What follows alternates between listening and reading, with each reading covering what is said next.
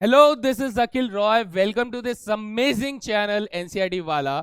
आज मैं संकल्प बैच के अंदर लेकर आया हूं आप लोगों के लिए डेफिनेट इंटीग्रेशन का लेक्चर नंबर 3, जिसके अंदर हम लोग बात करेंगे प्रॉपर्टीज ऑफ डेफिनेट इंटीग्रेशन। तो इसमें हम लोग कुछ बेसिक प्रॉपर्टीज के बारे में बात करेंगे। मैंने प्रॉपर्टीज ऑफ डेफिनेट इंटीग्रेशन को 3 लेक्चर्स के अंदर डिवाइड किया है, क्योंकि एंटायरली डेफिनेट इंटीग्रेशन जो है वो प्रॉपर्टीज के ऊपर ही तो डिपेंड करता है ना।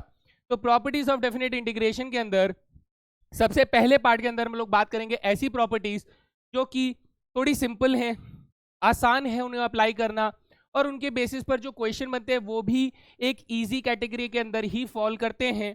तो ये वाला लेक्चर जो रहेगा आपको थोड़ा बेसिक बेसिक सा लगेगा, और फिर उसके साथ हम लोग आगे आने वाले लेक्चर्स में इसके सेकंड पार्ट और थर्ड पार्ट में देखेंगे कि हाँ, और भी बेहतरीन तरह के सवाल जो होते हैं वो पूछे जाते हैं। So let's begin with the first part of the properties of definite integration. चलिए शुरुआत करते हैं। तो आज हम लोग बात करेंगे प्रॉपर्टीज ऑफ डेफिनेट इंटीग्रेशन, और बात करें तो ये पार्ट 1 वीडियो है, जिसके अंदर हम लोग कुछ इजी वाली प्रॉपर्टीज डेफिनेट इंटीग्रेशन की बात करेंगे। तो कौन सी प्रॉपर्टीज हैं सर? हमारे पास ये सारी प्रॉपर्टीज हैं जो हमने फर्स्ट पार्ट के अंदर रखा है। तो सेकंड पार्ट में और प्रॉपर्टीज होंगी। बिल्कुल सही पकड़े हैं, जिसमें से पहले 2 प्रॉपर्टीज आपके लिए बहुत ज्यादा जरूरी नहीं कहे जाते हैं, लेकिन स्टिल मैं आप लोगों को इनका मतलब जरूर समझा देता हूं, सो दैट आप लोगों को ऐसा ना लगे कि कुछ ऊपर से चला गया है ना, ऐसा नहीं फील होगा। देखिए, पहली वाली प्रॉपर्टी आपसे ये कहना चाहती है कि सर अगर मैंने 2x को इंटीग्रेट किया dx के रेस्पेक्ट में, कहां से कहां तक? 0 से लेके 2 तक इंटीग्रेट किया। एक एग्जांपल ही तो ले रहे हैं, ले लेते हैं। तो 2x का इंटीग्रेशन हो जाएगा अपने पास x की पावर 2 हो जाएगा, जिसमें लिमिट्स हम लोग डालेंगे 0 से लेके 2 तक। तो ये हो जाएगा हमारे पास 2 का स्क्वायर 4 माइनस 0 दैट इज 4 हो जाएगा, है ना? जी सर, बिल्कुल। लेकिन ये कहता है कि अगर मैंने वेरिएबल चेंज कर दिया, इस प्रॉपर्टी को मैं आसान शब्दों में बुलाता हूं वेरिएबल चेंज वाली प्रॉपर्टी। नाम रख दो यार, क्या ही फर्क पड़ता है, अपने को याद रहना चाहिए ना। हाँ, तो ये कहता है कि सर अगर मैंने 2x की जगह पे 2y को इंटीग्रेट किया और y के रेस्पेक्ट में इंटीग्रेट किया, या फिर y ना करके हम लोग 2t को इंटीग्रेट करते हैं t के रेस्पेक्ट में, और लिमिट सर उतनी ही रखते हैं 0 से लेके 2। याद रखें, लिमिट सेम रखना है, जस्ट हमें वेरिएबल का चेंज करना है। तो आप कहेंगे सर इसका इंटीग्रेशन टी स्क्वायर आ जाएगा और 0 से लेके 2 तक डलेगा, तो सर यहां पर भी हमारे पास 4 माइनस 0 आ जाएगा, दैट इज 4 आ जाएगा। तो डेफिनेट इंटीग्रेशन के केस में अगर आप वेरिएबल को चेंज करते हैं लेकिन लिमिट को वहीं से वहीं तक रखते हैं, तो हमारा आंसर सेम आएगा। सो ऑब्वियसली पहली वाली प्रॉपर्टी आपसे क्या कह रही है कि चाहे आप fx को dx के रेस्पेक्ट में इंटीग्रेट करें, या सेम फंक्शन को वेरिएबल चेंज करके t के रेस्पेक्ट में इंटीग्रेट करें, लेकिन लिमिट a से b तक ही रखें, तो दोनों में इंटीग्रेशन जो वैल्यू आएगी वो वैल्यू सेम रहेगी। तो पहली property very easy sir, very easy. जो नेक्स्ट प्रॉपर्टी है वो हम लोगों ने पहले भी डिस्कस किया हुआ है। ये कहता है कि सर अगर मैंने 0 से 2 तक 2x को इंटीग्रेट किया तो मेरा आंसर 4 आया है। बाई चांस अगर मैं इसे उल्टा इंटीग्रेट करता, उल्टा मतलब सर 2x को मैं इंटीग्रेट करता लेकिन 0 से 2 नहीं, इस बार मैं 2 से 0 इंटीग्रेट करता, यानी लिमिट्स में उल्टा कर देता, बड़े से छोटा कर देता, छोटे से बड़ा नहीं, बड़े से छोटा कर देता, तो ऐसे केस में क्या होता सर, इंटीग्रेशन तो अपने पास एक्स स्क्वायर ही आता, लेकिन इस बार लिमिट्स मेरे 0 से 2 नहीं सर, 2 से 0 होता, है ना? देन आप कहेंगे सर इसमें अपर लिमिट 0 डालेंगे तो पहले 0 आएगा और फिर 4 आएगा और इनका डिफरेंस सर माइनस के 4 हो जाएगा, यानी सर आंसर तो उतना ही आया लेकिन अब बस नेगेटिव में आया। पहले +4 आ रहा था, अब -4 आ रहा है। तो बस ये वाली सेकंड वाली प्रॉपर्टी क्या कह रही है कि अगर मैंने a से b इंटीग्रेट ना करके b से इंटीग्रेट किया होता सेम फंक्शन को, तो सर मेरा आंसर जो होता वो पहले वाले से नेगेटिव में आ जाता। सॉर्टेड है। पहली 2 प्रॉपर्टीज बिल्कुल आसान है और इनका एप्लीकेशन भी ना के बराबर है, ना के बराबर है बेटा, ना के बराबर। बहुत ही रेयरली किसी क्वेश्चन में आपको ये लगता हुआ दिखेगा, वरना इसका यूज ज्यादा है भी नहीं। तो इसलिए मैं इन 2 प्रॉपर्टीज पे ज्यादा बात ना करते हुए ले चलूंगा आप लोगों को तीसरी प्रॉपर्टी की तरफ। तीसरी प्रॉपर्टी की गली में हम लोग बात करेंगे, जो कि बहुत ही ज्यादा इंपॉर्टेंट प्रॉपर्टी है भाई। कितनी इंपॉर्टेंट प्रॉपर्टी है? जितना आप सोच सकते हो उतनी इंपॉर्टेंट प्रॉपर्टी है। इसके ऊपर सवाल अच्छे बनते हैं, सवालों की वैरायटीज अच्छी हैं इसके अंदर। तो चलिए बिना किसी देरी के शुरुआत करते हैं इसको समझने में। तो ये क्या कहता है? ये कहता है कि सर सपोज कीजिए हमारे पास कोई फंक्शन ऐसे करके बन रहा है। कैसे? लेट मी ड्रॉ फर्स्ट, है ना। बिना ड्रॉ किए तो मेरा जी ही नहीं मानता है भाई, है ना। कोई फंक्शन जो है वो ये कह रहा है कि सर हम लोग जब कोई फंक्शन ड्रॉ करते हैं तो सपोज कीजिए वो फंक्शन ऐसे करके और ऐसे करके बन रहा है। क्यों बन रहा है? ऐसे, सपोज ऐसे फंक्शन बन रहा है। हम कहते हैं कि सर ये वाला कौन सा पॉइंट है? ये वाला जो पॉइंट है सर, ये मान लीजिए हमारे पास सी पॉइंट है। अच्छा, और यहां से अगर मैं ड्रॉप करूं तो ये वाला कौन सा पॉइंट हो जाता है सर? लेट अस सपोज ए हो जाता है, एंड ये वाला पॉइंट हो जाता है let us suppose B point हो जाता है। Let it is B point, है ना। तो वी आर सेइंग दैट ये पॉइंट हमारे पास ए हो जाता है, ये पॉइंट बी हो जाता है, और ये बीच वाला पॉइंट हमारे पास सी हो जाता है। तो अभी आपको नोटिस करने को क्या मिलेगा कि ये कहता है कि सर ये वाला फंक्शन जो है ना, ये कोई दूसरा फंक्शन है। ए से सी तक फंक्शन की डेफिनेशन अलग है और सी से बी तक फंक्शन की डेफिनेशन अलग है। अब अगर मुझे इस फंक्शन को इंटीग्रेट करना है, ध्यान से सुनिएगा बेटा, मुझे इस फंक्शन को ए से लेके बी तक इंटीग्रेट करना है, तो हमारा कॉन्सेप्ट ये कहता है कि सर अगर फंक्शन की डेफिनेशन अलग अलग है तो पहले ए से सी तक इंटीग्रेट कर लीजिए, ठीक है, और फिर सी से बी तक अलग से इंटीग्रेट कर लीजिए, क्योंकि सर दोनों जगह पर डेफिनेशन अलग अलग है। नहीं समझ में आया? अभी समझाते हैं। क्या आप जानते हैं कि ऐसा कोई फंक्शन है जिसकी डेफिनेशन बदलती है इन द स्पेसिफिक इंटरवल्स? हाँ, and that is modulus function. जानते हैं ना? चलिए मैं दिखाता हूं मॉड्यूलस फंक्शन के बारे में। मॉड्यूलस फंक्शन सर ऐसा दिखता है कि नहीं दिखता है? दिखता होगा सर। आप पहले बनाओ फिर बात करेंगे, है ना। ये हो गया आपका मॉड्यूलस फंक्शन का ग्राफ, कुछ ऐसे बनता है। ओके, सपोज कीजिए मैं ये ग्राफ बनाकर देता हूं। This is the graph of modulus x minus 2। ये कौन सा ग्राफ है सर? ये 2 पर ग्राफ है fx बराबर मॉड्यूलस x माइनस 2, है ना। है, ठीक है सर। अगर मैं यहां की बात करूं, ये वाला जो लाइन है ये fx बराबर x माइनस 2 से डिनोट हो रहा होगा, और ये वाली जो लाइन है बेटा ये fx बराबर 2 माइनस एक्स से डिनोट हो रहा होगा। कैसे सर? कैसे? मॉड्यूलस फंक्शन को आप जानते हैं कि नहीं जानते हैं?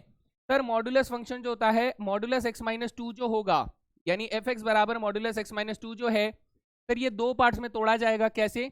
एक बार प्लस ऑफ x माइनस 2, एक बार माइनस ऑफ x माइनस 2 में तोड़ा जाएगा। किन किन हालातों में तोड़ा जाएगा सर? जब x value greater than equal to 2 होगी, जब x वैल्यू लेस देन 2 होगी। यानी सर ये वाला रीजन देख पा रहे हैं, जब x वैल्यू लेस देन 2 होगी उस वक्त ग्राफ की वैल्यू कैसे काम कर रही है सर? 2 माइनस एक्स के फॉर्म में काम कर रही है। और जब x की वैल्यू ग्रेटर देन 2 होगी उस वक्त ग्राफ की वैल्यू सर x माइनस 2 की तरह काम कर रही है। तो फंक्शन की definition in specific region different different values रख रहा है, यानी उसका डेफिनेशन चेंज हो रही है। तो जब हम लोग मॉड्यूलस x को इंटीग्रेट करना चाहते हैं, मान लीजिए मैं चाहता हूं कि सर मुझे मॉड्यूलस x माइनस 2 को इंटीग्रेट करना है। कहां से कहां तक इंटीग्रेट करना है सर? 1 से लेके 3 तक इंटीग्रेट करना है। अब 1 से लेके 3 तक इंटीग्रेट करना चाहते हैं तो दोस्त 1 तो यहां पर आ जाएगा, जी सर। 3 यहां पर आ जाएगा, जी सर, है ना। दिस इज 1 हो जाएगा, ये वाला पॉइंट हो जाएगा 1, ये वाला पॉइंट हो जाएगा 3। सर अब मैं इंटीग्रेट करना चाहता हूं तो 1 से 2 तक हमारा फंक्शन कौन सा काम कर रहा होगा? ये वाला। और 2 से 3 तक फंक्शन कौन सा काम कर रहा होगा? ये वाला। तो अब मैं इसे कैसे इंटीग्रेट करूंगा? मैं इसे कहूंगा कि सर आप एक काम कीजिए, 1 से लेके 2 तक पहले इंटीग्रेट कीजिए और फिर 2 से लेके 3 तक इंटीग्रेट कीजिए। जब 1 से 2 तक इंटीग्रेट कर रहे होंगे तो तब 2 माइनस एक्स फंक्शन की डेफिनेशन होगी, तो उस हिसाब से इंटीग्रेट कीजिए। और जब 2 से 3 तक कर रहे होंगे तब हमारा फंक्शन की डेफिनेशन x माइनस 2 होगा, तो तब इसे इंटीग्रेट कीजिए। आपको इस तरीके से टुकड़ों में इंटीग्रेट करना होगा। ये प्रॉपर्टी आपको ये बात समझाना चाहती है। समझ में आया क्या? हाँ सर, है ना। तो ये प्रॉपर्टी समझ में आ गई कि सर बीच में कोई ऐसा पॉइंट आएगा जहां से फंक्शन की डेफिनेशन चेंज हो रही है, तो हम लोग क्या करेंगे? कि जहां पर चेंज नहीं हो रही है हम लोग उतने इंटरवल में इंटीग्रेट करेंगे, फिर जहां पर चेंज हो रही है हम लोग उतने इंटरवल में इंटीग्रेट करेंगे, और अगर आगे भी चेंज हो रही है तो हम लोग उसे भी टुकड़ों में बांटकर इंटीग्रेट करेंगे। ऐसा नहीं है कि अंधाधुंध इंटीग्रेट करते जाएंगे, नहीं करेंगे, टुकड़ों में करेंगे हम लोग इंटीग्रेट, है ना। चलो इसको एग्जांपल के थ्रू समझेंगे। और अगली प्रॉपर्टी सेज, बेटा ये वाली प्रॉपर्टी और ये वाली प्रॉपर्टी दोनों एक दूसरे के भाई भाई हैं, यानी ये पहले आई, ठीक है, मुर्गी आया अंडा, तो आप मान लो कि बेटा पहले मुर्गी आई होगी फिर अंडा आया होगा, तो पहले मुर्गी आई, ठीक है, उसके बाद ये अंडा आया। ऐसे मान सकते हैं कि पहले मुर्गी आई फिर अंडा आया, यानी पहले ये वाली प्रॉपर्टी आई उसमें ये वाली प्रॉपर्टी आई। थोड़ा समझा देंगे तो सर हम लोग मान जाते हैं, एंड समझाना मेरा काम है, तो चलिए समझाया जाए बच्चे को कि ये प्रॉपर्टी कैसे काम कर रही है। इधर देखिए, ये कह रहा है कि सर हमारे पास अगर कोई फंक्शन को इंटीग्रेट करना है, हमें कहाँ से कहाँ तक सर, ए से लेके बी तक इंटीग्रेट करना है, तो ये कहता है कि सर आप इस फंक्शन को, वेरिएबल को बदल सकते हैं। वेरिएबल को बदल सकते हैं, कैसे बदल सकते हैं, ये कहता है कि सर लिमिट्स को जोड़ दो, लिमिट्स को जोड़ दो, यानी सर ए और बी को जोड़ दो, जोड़ दिए सर, और उसमें से वेरिएबल को माइनस कर दो, तो ऐसे करके भी इंटीग्रेट कर सकते हैं। तो आपको पहली नजर में तो ऐसा लग रहा होगा कि सर हम ऐसा क्यों करें। बेटा ऐसा करने का एक दूसरा रीजन है, वो ये कि सर ये जो a प्लस बी है ना, ये a प्लस बी के बाद फंक्शन हो जाता है पीरियोडिक। कैसा हो जाता है सर, पीरियोडिक हो जाता है। तो पीरियोडिक के बाद क्या होता है सर, फंक्शन अपनी सेम वैल्यू को रिपीट कर रहा होता है। ये हर फंक्शन में हम लोग काम नहीं करते हैं, हम कहते हैं कि सर फंक्शन इसके बाद पीरियोडिक हो जाता है, इसलिए हम लोग ऐसा कर सकते हैं। थोड़ा सा हम लोग इसको एग्जाम्पल बेसिस पे समझने की कोशिश करें, कोशिश तो कर ही सकते हैं, है ना। इधर देखो सर, मैं ये कहता हूं, सपोज कीजिए एक एग्जाम्पल लेकर चलते हैं और हम बात करते हैं। हम कहते हैं कि सर मुझे एक्स स्क्वायर को इंटीग्रेट करना है, कहां से कहां तक, 2 से लेके 4 तक। बढ़िया लग रहा है सर, लग रहा होगा, ठीक है। तो हमने कहा सर इसका इंटीग्रेशन आ जाएगा हमारे पास कितना, ये हो जाएगा x की पावर 3 अपॉन में 3 हो जाएगा, जिसमें लिमिट्स आप लोगों की डल रही होगी बेटा 2 से लेके 4 तक। तो 4 का क्यूब हो जाएगा 64 अपॉन में 3, 2 का क्यूब हो जाएगा 8 अपॉन में 3, तो 64 में से 8 गया तो बेटा 56 अपॉन में 3 आ जाएगा। ये हमारा आंसर होना चाहिए। लेकिन सर अगर मैं ये वाली लिमिट्स को, ये वाली लिमिट की प्रॉपर्टी को यूज करूं, इस डेफिनेट इंटीग्रेशन की प्रॉपर्टी को अगर इस्तेमाल किया जाए, तो मैं इसे क्या कहूंगा, मैं इसे कहूंगा कि सर ये जो 2 से लेके 4 तक आपने इंटीग्रेट किया है ना एक्स स्क्वायर को, आप इसे कुछ ऐसे कीजिए कि आप लिमिट्स तो यही रखिए, लेकिन इस बार लिमिट्स को जोड़ दीजिए और उसमें से x को माइनस करके उस फंक्शन को इंटीग्रेट कीजिए। वेरिएबल को चेंज करिए, लिमिट्स को जोड़कर माइनस एक्स, लिमिट्स का सम माइनस एक्स, वेरिएबल को इस रेस्पेक्ट में चेंज कीजिए और जो फंक्शन है उसे एज इट इज इंटीग्रेट करना शुरू कीजिए। तो ये क्या हो जाएगा सर, 6 माइनस एक्स का होल स्क्वायर हो जाएगा। कितना हो जाएगा दोस्त, 6 माइनस एक्स का होल स्क्वायर हो जाएगा, है ना। सर 6 माइनस एक्स का होल स्क्वायर हम लोग जानते हैं, डायरेक्ट सब्स्टिट्यूशन का क्वेश्चन है, तो ये 6 माइनस एक्स का होल क्यूब डिवाइडेड बाई 3 हो जाएगा। लेकिन यहाँ पर 6 माइनस एक्स का डेरिवेटिव कितना होगा, माइनस के 1, तो हम लोग उसे भी डिवाइड करेंगे तो माइनस के 3 हो जाएगा। और इस पे हम लोग लिमिट डाल रहे होंगे कितना, 2 से लेके 4 तक। जी सर, जब आप 4 डालेंगे बेटा तो 6 माइनस 4 होता है 2, तो 2 का क्यूब 8, 8 अपॉन में माइनस 3, सर माइनस के 8 अपॉन में 3 आएगा। अच्छा, जब आप 2 डालेंगे तो 6 माइनस 2 4, 4 का क्यूब 64, 64 अपॉन में माइनस 3, माइनस करोगे तो बेटा प्लस 64 अपॉन में 3 आ जाएगा। और आप देखेंगे सर आंसर फिर से 56 अपॉन में 3 आ गया है। तो बस यही चीज मैं यहां से एक्सप्लेन कर रहा हूं कि ये वाली प्रॉपर्टी इस तरीके से काम कर रही है ना, इस तरीके से काम कर रही है।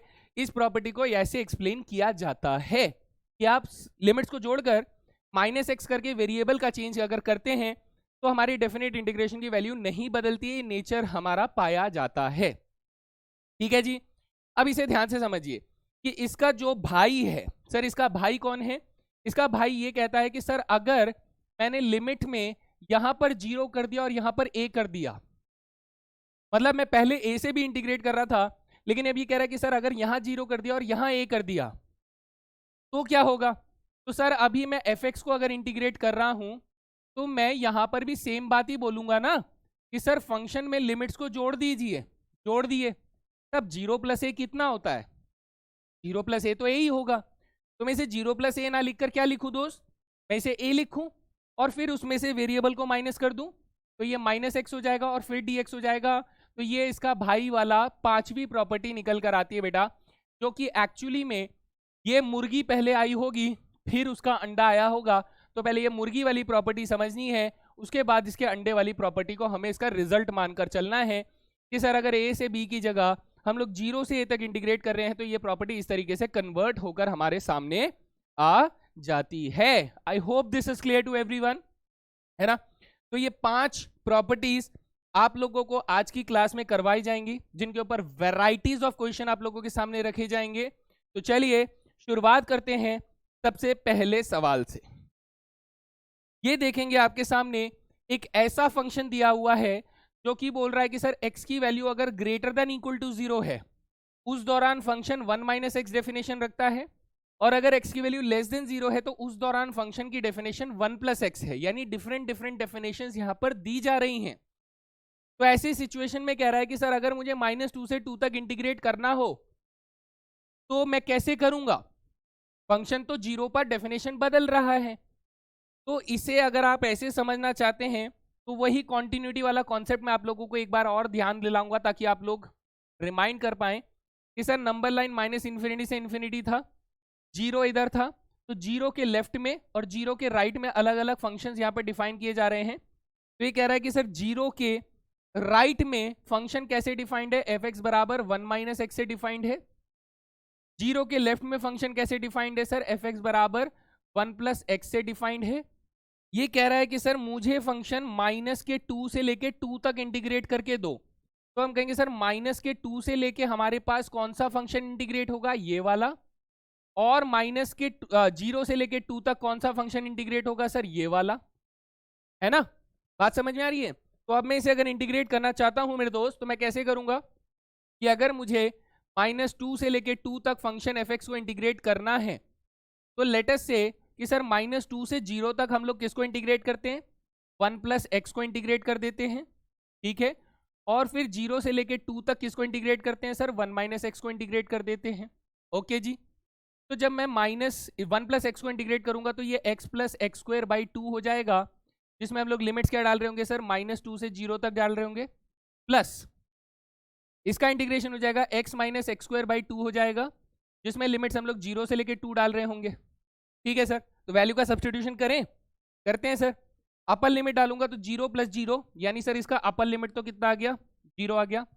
लोअर लिमिट डालूंगा तो बेटा -2 और +2 आ जाएगा, ठीक है सर, ये भी कट गए। तो इसका अपर लिमिट लोअर लिमिट दोनों ही 0 आ गए। क्या बात क्या बात क्या बात, मजा आ गया सर, ठीक है।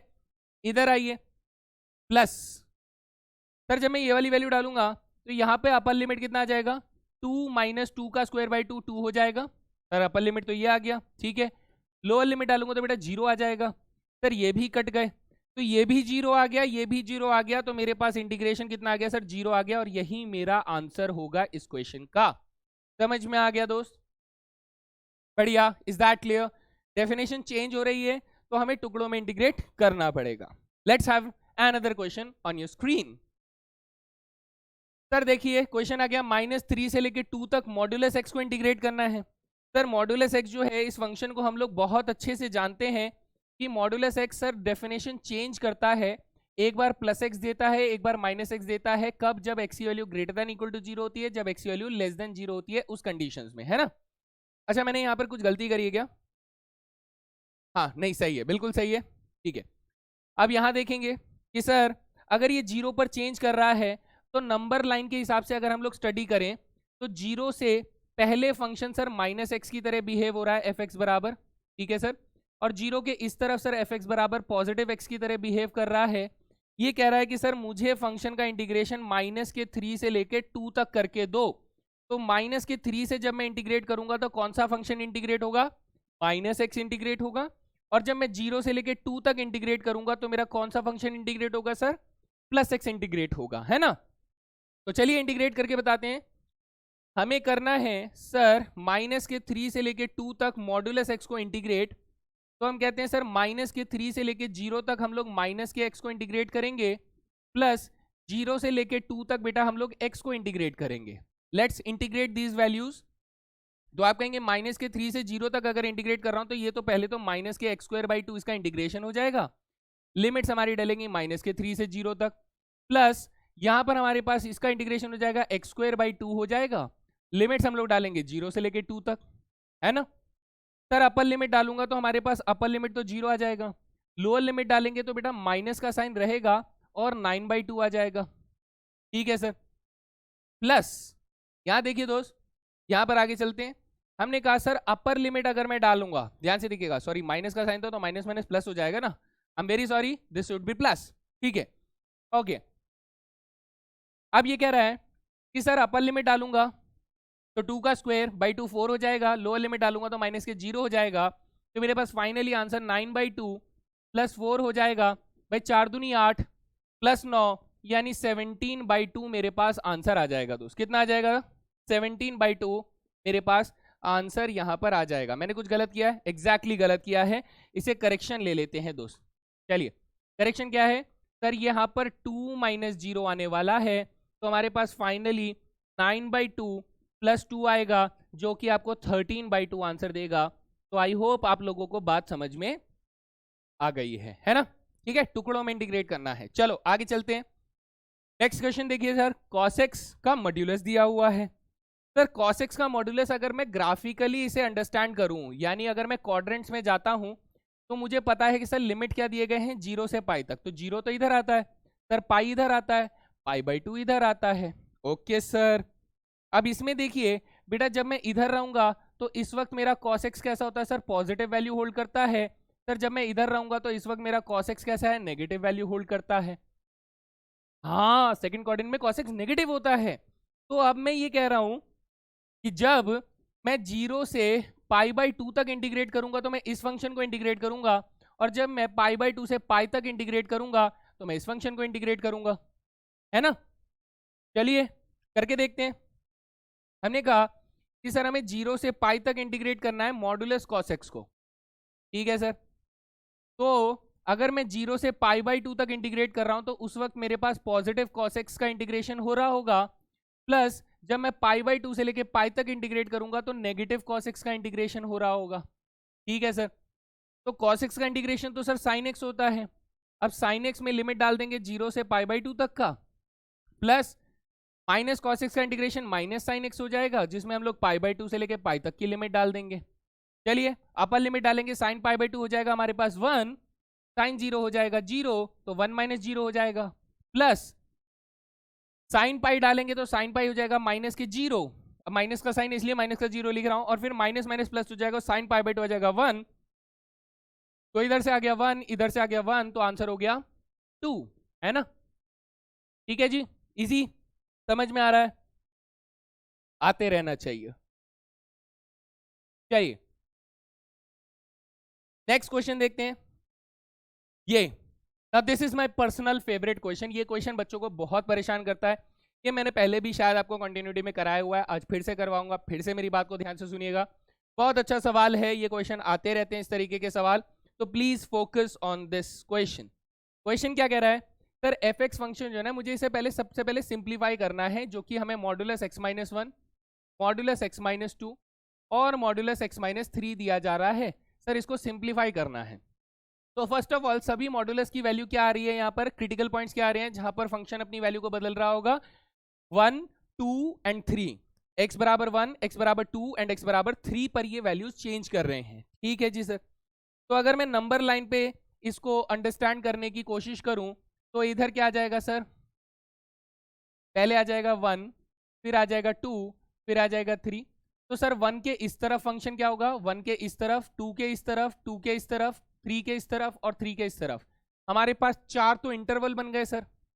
कौन सा, एक ये वाला, एक ये वाला, एक ये वाला, एक ये वाला। तो अब मैं फंक्शन को जब मैं रीराइट करूंगा तो मैं कैसे कहूंगा, मैं ऐसे कहूंगा सर 4 इंटरवल्स हमारे पास बन रहे हैं। कौन कौन से सर, एक बन रहा है जब x की वैल्यू 1 से छोटी है, जब x की वैल्यू कैसी है, थोड़ा और पीछे लिखते हैं, x की वैल्यू 1 से छोटी है, जब x की वैल्यू 1 से तो बड़ी बराबर है लेकिन 2 से छोटी है, जब x की वैल्यू 2 से बड़ी बराबर है लेकिन 3 से छोटी है, और जब x की वैल्यू 3 से बड़ी बराबर है। हम लोगों ने 4 इंटरवल्स यहां पर ड्रॉ कर दिए। ठीक है सर। अब बेटा आप लोगों को ये देखना है कि सर अगर मैं 1 के इस तरफ बैठा हूं, अगर मैं 1 के लेफ्ट साइड में बैठा हूं तो मैं 2 के भी लेफ्ट में बैठा हूं, मैं 3 के भी लेफ्ट में बैठा हूं। फिर से बोल रहा हूं, अगर मैं 1 के लेफ्ट हैंड साइड में बैठा हूं तो मैं 2 के भी लेफ्ट में बैठा हूं, मैं 3 के भी लेफ्ट में बैठा हूं। तो इस कंडीशन में क्या होगा सर, इस कंडीशन में मॉड्यूलस x माइनस 1 जो है वो भी नेगेटिव वैल्यू रखेगा, मॉड्यूलस x माइनस 2 जो है वो भी नेगेटिव वैल्यू ही रखेगा, और मॉड्यूलस x माइनस 3 जो है वो भी एक नेगेटिव वैल्यू ही रखेगा। ठीक है। अब अगर मैं इस वाले रीजन में आ जाता हूं दोस्त, जो कि 1 और 2 के बीच में कहीं पर है, तो सर इस इलाके में हम 1 के राइट में बैठे हैं लेकिन 2 और 3 के लेफ्ट में बैठे हैं, 1 के राइट में 2 और 3 के लेफ्ट में है। तो इस सिचुएशन में क्या होगा सर, इस सिचुएशन में मॉड्यूलस x माइनस 1 की वैल्यू तो प्लस में हो जाएगी, लेकिन मॉड्यूलस x माइनस 2 की वैल्यू नेगेटिव में रहेगी, और मॉड्यूलस x माइनस 3 की वैल्यू भी नेगेटिव में ही रहेगी क्योंकि उनके लेफ्ट में बैठे हैं। ठीक है सर। एक सिचुएशन आते हैं जहां पर हम लोग 2 और 3 के बीच में कहीं बैठे हैं, तो आप नोटिस करेंगे कि सर ये वाला पॉइंट जो है ये 2 और 1 दोनों के राइट में है लेकिन 3 के लेफ्ट में है। क्योंकि ये 1 और 2 दोनों के राइट में है तो मॉड्यूलस x माइनस 1 जो होगा वो भी बेटा पॉजिटिव में ही वैल्यू होल्ड करेगा, मॉड्यूलस x माइनस 1 पॉजिटिव में वैल्यू होल्ड करेगा, मॉड्यूलस x माइनस 2 भी पॉजिटिव में वैल्यू होल्ड करेगा, लेकिन मॉड्यूलस x माइनस 3 लेफ्ट में होने की वजह से नेगेटिव में वैल्यू होल्ड करेगा, that is negative of x minus 3 आ जाएगा। अब आखिरी कि सर एक पॉइंट हम लोग 3 के इस तरफ ले लेते हैं जो कि 1, 2 और 3 तीनों के राइट में रखा गया है, तीनों के राइट में। तो सर ऐसे में क्या होगा, तीनों की तीनों वैल्यूज जो होंगी वो पॉजिटिव में रहेंगी, मॉड्यूलस x माइनस 1 भी पॉजिटिव में लिया जाएगा, मॉड्यूलस x माइनस 2 भी पॉजिटिव में ही लिया जाएगा, मॉड्यूलस x माइनस 3 भी पॉजिटिव में ही लिया जाएगा। तो ये हो गया हमारा कंप्लीट एक्सप्लेनेशन कि ये मॉड्यूलस फंक्शन कैसे कैसे यहाँ पर इन स्पेसिफिक रीजन्स पर डिफाइन होंगे, कैसे कैसे ये वैल्यूज को चेंज कर रहे होंगे, है ना। ये ऐसे ऐसे हम लोगों ने बात कर लिया। चलिए अब इसका यूज करते हैं सर, इसका यूज करेंगे। हमने कहा कि सर अगर मैं x के लेफ्ट में बैठा हूं तो ये भी नेगेटिव, ये भी नेगेटिव, ये भी नेगेटिव, तो मेरे पास कैसा फंक्शन बन जाएगा, माइनस के x माइनस 1 माइनस के x माइनस 2 माइनस के x माइनस 3 बन जाएगा। ठीक है सर। अगर मैं 1 के राइट में 2 के लेफ्ट में बैठा हूं तो ये तो प्लस में रहेगा, ये माइनस में x माइनस 2 बन जाएगा, ये माइनस में x माइनस 3 बन जाएगा। सर अगर मैं 2 के राइट में और 3 के लेफ्ट में बैठा हूं तो ये भी प्लस में रहेगा, ये भी प्लस में रहेगा, ये माइनस में रहेगा सर। ठीक है। जब मैं 3 के राइट में बैठता हूं तो सर ये भी प्लस में रहेगा, ये भी प्लस में रहेगा, और ये भी प्लस में रहेगा। बस इतना ही करना था मेरे दोस्त।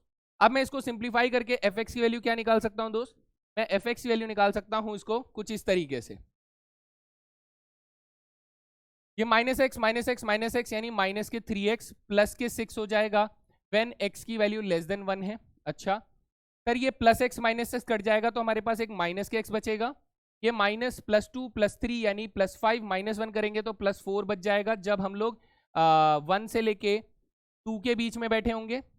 Sir plus x minus x cut जाएगा तो x बचेगा, सिर्फ x बचेगा जब हम लोग 2 के राइट में बैठे होंगे लेकिन 3 के लेफ्ट में बैठे होंगे।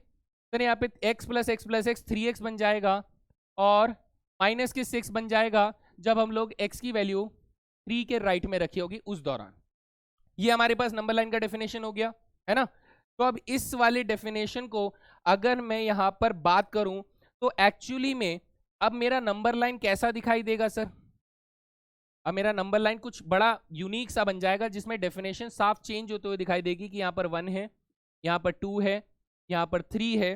तो लेट अस से कि 1 के लेफ्ट में फंक्शन कैसे डिफाइन हो रहा है सर, 1 के लेफ्ट में फंक्शन डिफाइन हो रहा है माइनस के 3x प्लस 6 से डिफाइन हो रहा है। 1 के राइट में या फिर 2 के लेफ्ट में फंक्शन कैसे डिफाइन हो रहा है सर, ये डिफाइन हो रहा है x माइनस एक्स प्लस 4 यानी 4 माइनस एक्स से।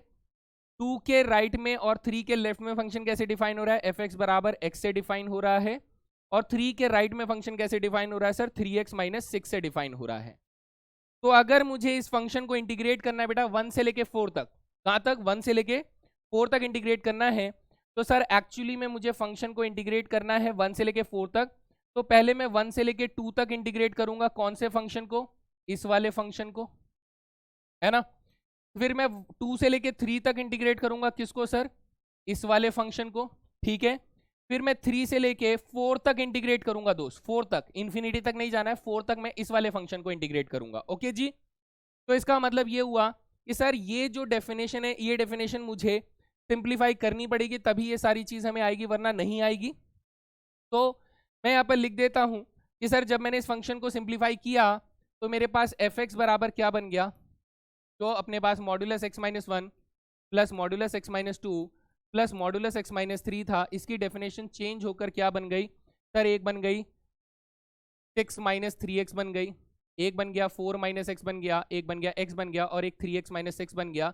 ये अलग अलग रीजन्स पे डिफाइंड है, जैसे कि ये डिफाइंड है x लेस देन 1 में, ये डिफाइंड है x 1 और 2 के बीच में, ये डिफाइंड है x 2 और 3 के बीच में, और ये डिफाइंड है x greater than equal to 3 पर, ऐसे डिफाइंड है। तो सर मुझे इंटीग्रेट करना है 1 से लेके कहाँ तक, 4 तक इंटीग्रेट करना है, 1 से लेके 4 तक एफ एक्स को।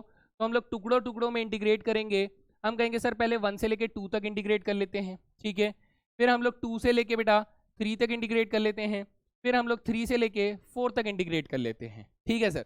1 से लेके 2 तक इंटीग्रेट करेंगे तो मुझे 4 माइनस एक्स को इंटीग्रेट करना होगा, ठीक है, प्लस सर 2 से लेके 3 तक इंटीग्रेट करेंगे तो सिर्फ x को इंटीग्रेट करना होगा, प्लस 3 से बड़े में इंटीग्रेट करेंगे तो सिर्फ 3x माइनस 6 को इंटीग्रेट करना होगा। तो बस इंटीग्रेट करिए, वैल्यू निकालिए और आंसर आपका हाथ में होगा। 4 माइनस एक्स का इंटीग्रेशन हो जाएगा 4x minus x square by 2, जिसमें लिमिट्स हमारी क्या डल रही होंगी 1 से लेके 2 तक, प्लस x का इंटीग्रेशन हो जाएगा एक्स स्क्वायर बाई 2, जिसमें लिमिट्स हमारी क्या डल रही होंगी 2 से लेके 3 तक। फिर 3x माइनस 6 का इंटीग्रेशन हो जाएगा 3x स्क्वायर बाई 2 माइनस के 6x हो जाएगा, जिसमें हम लोग लिमिट डाल रहे होंगे बेटा 3 से लेके 4 तक। चलिए वैल्यूज का सब्स्टिट्यूशन करें, ठीक है, करते हैं सर। अपर लिमिट क्या हो जाएगा इसका, अपर लिमिट हो जाएगा 4 टू जा 8, ठीक है, 4 टू जा 8 माइनस 2 का स्क्वायर 4, 4 बाई 1 2 2 हो जाएगा। लोअर लिमिट डालेंगे तो 4 माइनस 1 बाई 2 हो जाएगा, तो ये हो गई अपनी upper limit minus lower limit, plus यहाँ अपर लिमिट हो जाएगा 9 बाई 2 और प्लस 4 हो जाएगा, सॉरी माइनस 4 हो जाएगा, ठीक है जी, माइनस 4 नहीं सर माइनस 2 हो जाएगा, ओके गलती नहीं करनी है। फिर 4 4 4 का स्क्वायर 16, 16 का हाफ करेंगे तो 8 8 3 जा 24 हो जाएगा अपर लिमिट, अपर लिमिट हमारे पास 24 माइनस 6 3 जा 18 हो जाएगा, सॉरी 6 4 जा 24 हो जाएगा, माइनस लोअर लिमिट डालेंगे तो 3 3 जा स्क्वायर 3 3 जा 9 9 3 जा 27 बाई 2, 27 बाई 2 माइनस के 18 हो जाएगा, ये हो गया हमारा लोअर लिमिट। तो चलिए इसको कैलकुलेशन को पूरी करते हैं दोस्त। यहाँ पर 8 माइनस 2 6 हो जाएगा, 6 माइनस कितना हो जाएगा ये 7 बाई 2, ठीक है सर, ये हो गया पहला वाला। दूसरा हमारे पास हो जाएगा 2 2 जा 4, 9 माइनस 4 यानी 5 बाई 2 हो जाएगा, ठीक है, प्लस यहाँ जाएगा 24 से 24 तो देखो बेटा कट गया, बिल्कुल कट गया। यहाँ जाएगा 18 दूनी 36 यानी माइनस के 9 बाई 2, तो माइनस माइनस प्लस के 9 बाई 2 हो जाएगा। यहाँ बेटा जोड़ो 9 5 14, 14 में से 7 गए तो 7 बाई 2 यानी 6 प्लस 7 बाई 2 आ जाएगा, तो 6 2 जा 12 प्लस 7 करेंगे तो 19 by 2 is the answer for this question. बढ़िया था, मेहनती क्वेश्चन, काफी महंगा सवाल आप लोगों को देखने को मिला है। तो इसमें पहले बेटा ये पूरा काम आपको करना पड़ेगा, तभी आप इस पूरे फंक्शन को इस फॉर्म में रिजॉल्व कर पाएंगे, और जब आप इसे रिजॉल्व कर पाएंगे तभी तो आप उसको तोड़कर इंटीग्रेट कर पाएंगे, है ना, हाँ कि नहीं, मजा आया कि नहीं। तो ऐसे सवाल पेपरों के लिए बहुत ही ज्यादा इंपॉर्टेंट साबित हो सकते हैं। चलें आगे, अगला सवाल देखिए दोस्त, एक और क्वेश्चन लेकर आया हूं। देखो बेटा ग्रेटेस्ट इंटीजर फंक्शन, जिससे बच्चा काफी खौफ खाता है, तो ये क्वेश्चन को देखिए बेटा। ग्रेटेस्ट इंटीजर फंक्शन को जब मैं ऐसे बात करूंगा तो आप लोगों को मालूम है कि सर ग्रेटेस्ट इंटीजर फंक्शन जो है वो स्टेप फंक्शन कहलाता है, यानी ये सीढ़ी की तरह बढ़ता रहता है। सपोज कीजिए ये वाला पॉइंट हमारे पास 0 है, ये वाला पॉइंट हमारे पास 1 है, ये वाला पॉइंट हमारे पास 2 है, ये वाला पॉइंट हमारे पास 3 है, ये वाला पॉइंट हमारे पास 4 है, एंड सो ऑन आगे चलेगा। तो मैं कहूँगा कि सर जब मैं 0 से 1 के बीच में रहता हूं तब मेरा फंक्शन जो है वो इस रीजन में ड्रॉ होता है, बस यहां पर ऐसे ड्रॉ होता है ना, ऐसे ड्रॉ होता है, ठीक है। सर जब मैं 1 से 2 के बीच में होता हूं तब मेरा फंक्शन जो है ऐसे ड्रॉ करता है। हाँ सर, जब मैं 1 से लेके 2 तक के बीच में होता हूं तब मेरा फंक्शन ऐसे ड्रॉ होता है। ये सिर्फ एक विजुअल रिप्रेजेंटेशन दे रहा हूं, आगे भी ड्रॉ होगा, मैं इतने में ही रख रहा हूं। क्यों? क्योंकि मुझे 0 से 3 तक के बीच में ही बात करनी है। तो this is the point 0, this is 1, this is 2, this is 3, तो फंक्शन ब्रेक हो रहा है। सर अगर मैं फंक्शन को सिंप्लीफिकेशन करने की बात करूं तो आप कहेंगे, सर ध्यान से देखिए, आप कहेंगे सर एफ एक्स बराबर ग्रेटेस्ट इंटीजर फंक्शन एक्स है, तो इसकी डिफरेंट डिफरेंट वैल्यूज होती है डिफरेंट डिफरेंट रीजंस में। जब मैं x की वैल्यू 0 से लेके 1 के बीच में रखता हूं तो ग्रेटेस्ट इंटीजर फंक्शन हमेशा हमें आंसर कितना देता है सर? 0 देता है। कितना देता है? 0 देता है। जब मैं 1 से लेके 2 के बीच में रखता हूं फंक्शन तो एफ एक्स की वैल्यू 1 आती है। जब मैं 2 से लेके 3 के बीच में रखता हूं फंक्शन तो उस वक्त एफ एक्स की वैल्यू 2 आती है। आगे मैं इसलिए नहीं लिख रहा क्योंकि मुझे लिमिट में उतना ही काम है बेटा, उससे ज्यादा की जरूरत नहीं है। अब आप सोचिए कि सर अगर मैं इसे इंटीग्रेट करना चाहता हूं तो मुझे ये सब लाइनें जोड़नी पड़ेंगी ऐसे करके, है ना, ये जोड़ना पड़ेगा। तो जब मैं 0 से 1 तक इंटीग्रेट करूंगा तो बेटा यहां पर तो एरिया बन ही नहीं रहा है, 0 एरिया, यहाँ एरिया है ही नहीं, ठीक है। सर जब मैं यहाँ एरिया निकालूंगा तो मुझे ये वाला एरिया निकालना पड़ेगा, और जब मैं यहाँ एरिया निकालूंगा तो मुझे ये वाला एरिया निकालना पड़ेगा। तो मेरे पास एक्चुअली में ये दोनों एरिया जुड़ने वाले हैं। तो क्या मैं तुक्का लगा लूं पहले, मेरा आंसर कितने वाला है? देखो भाई, मेरा तुक्का देखना, मजा आएगा। सर इसकी लेंथ कितनी है? 1 यूनिट की। इसकी ब्रेथ कितनी है सर? इसकी ब्रेथ भी 1 यूनिट की है। तो अगर इसका लेंथ और ब्रेथ 1 यूनिट का है तो बच्चा मेरे इसका एरिया कितना हो जाएगा? आप कहेंगे सर इसका एरिया हो जाएगा 1 का। कितने का हो जाएगा? लेंथ इंटू ब्रेथ 1 एरिया हो जाएगा, है ना। नहीं दिख रहा होगा तो मैं इसे थोड़ा सा और कलर से भर देता हूँ, दूसरे कलर से, कि सर इसका एरिया कितना हो जाएगा? इसका एरिया हो जाएगा 1 का। सर इसकी ब्रेथ कितनी है? 1 की। इसका हाइट कितना है? 2 का। तो इसका एरिया कितना हो जाएगा सर? 2 का हो जाएगा। यानी सर एक्चुअली में मेरा जो इसका इंटीग्रेशन आना चाहिए वो आना चाहिए 3 के बराबर। आएगा क्या? चेक करके पता लगेगा। तो चलिए चेक करते हैं दोस्त। हम कह रहे हैं कि सर मुझे इस ग्रेटेस्ट इंटीजर फंक्शन को इंटीग्रेट करना है 0 से लेके 3 तक। तो एक्चुअली में मुझे इसे टुकड़ों में इंटीग्रेट करना पड़ेगा। पहले 0 से लेके 1 तक करेंगे, ठीक है, फिर 1 से लेके 2 तक करेंगे, ठीक है, फिर 2 से लेके 3 तक करेंगे। जी सर। जब मैं 0 से 1 तक करूंगा तो उस वक्त फंक्शन की वैल्यू क्या है सर? 0 है, यानी 0 का इंटीग्रेशन हो रहा होगा। प्लस जब 1 से 2 तक के बीच में है तो फंक्शन की वैल्यू 1 है, तो 1 का इंटीग्रेशन कर रहे होंगे। प्लस जब मैं 2 से लेके 3 तक करूंगा तो फंक्शन की वैल्यू 2 है, तो इस वक्त 2 का इंटीग्रेशन करेंगे। ओके सर, है ना, ठीक है जी। तो अब 0 का इंटीग्रेशन तो सर 0 ही होगा, 0 का इंटीग्रेशन 0 ही होगा। प्लस इसमें लिमिट भी डालने की जरूरत नहीं है। 1 का इंटीग्रेशन सर x होगा, x में हम लोग लिमिट डाल देंगे बेटा 1 2, है ना। प्लस सर 2 का इंटीग्रेशन 2x हो जाएगा, इसमें हमारे पास कितना आ जाएगा? 2 3 हो जाएगा। तो बेटा लिमिट डालो, ये तो 0 तो 0 हो गया, दिस इज 2 माइनस 1, ठीक है, दिस इज 2 3 जा 6 माइनस 2 2 जा 4, तो ये हो गया बेटा 1 प्लस 2, कितना आ गया दोस्त? 3 आ गया, जो कि हम लोगों ने पहले ही अंदाजा लगा लिया था। बोलो मजा आया कि नहीं मजा आया? This is visual representation, this is called mathematical explanation, है ना।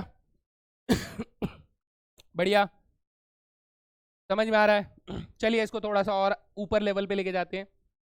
सर एक्स का स्क्वायर दे दिया, ओहो हो, एक्स का स्क्वायर दे दिया सर, एक्स का स्क्वायर दे दिया। अब क्या करें बेटा? अब आपको इतना सोचना है कि सर कहां पर x की ऐसी कौन सी वैल्यूज है जिसमें हमारे पास इंटीजर वैल्यू बन जाती है, क्योंकि इंटीजर वैल्यू बनते ही ग्रेटेस्ट इंटीजर फंक्शन जो है वो ब्रेक कर जाता है, डिसकंटिन्यूअस हो जाता है। तो आपको ऐसे सोचना है कि सर अगर मुझे स्क्वायर फंक्शन देखना है तो इंटीजर वैल्यू कहां कहां पर मिलेगा? आप कहेंगे सर आप देखो ऐसे करके सोचो कि सर एक तो 0 का स्क्वायर 0 होता है, एक 1 का स्क्वायर 0 होता है, एक √2 का स्क्वायर 2 हो जाता है, एक √3 का स्क्वायर 3 हो जाता है, और फिर उसके बाद बेटा 2 का स्क्वायर 4 हो जाता है।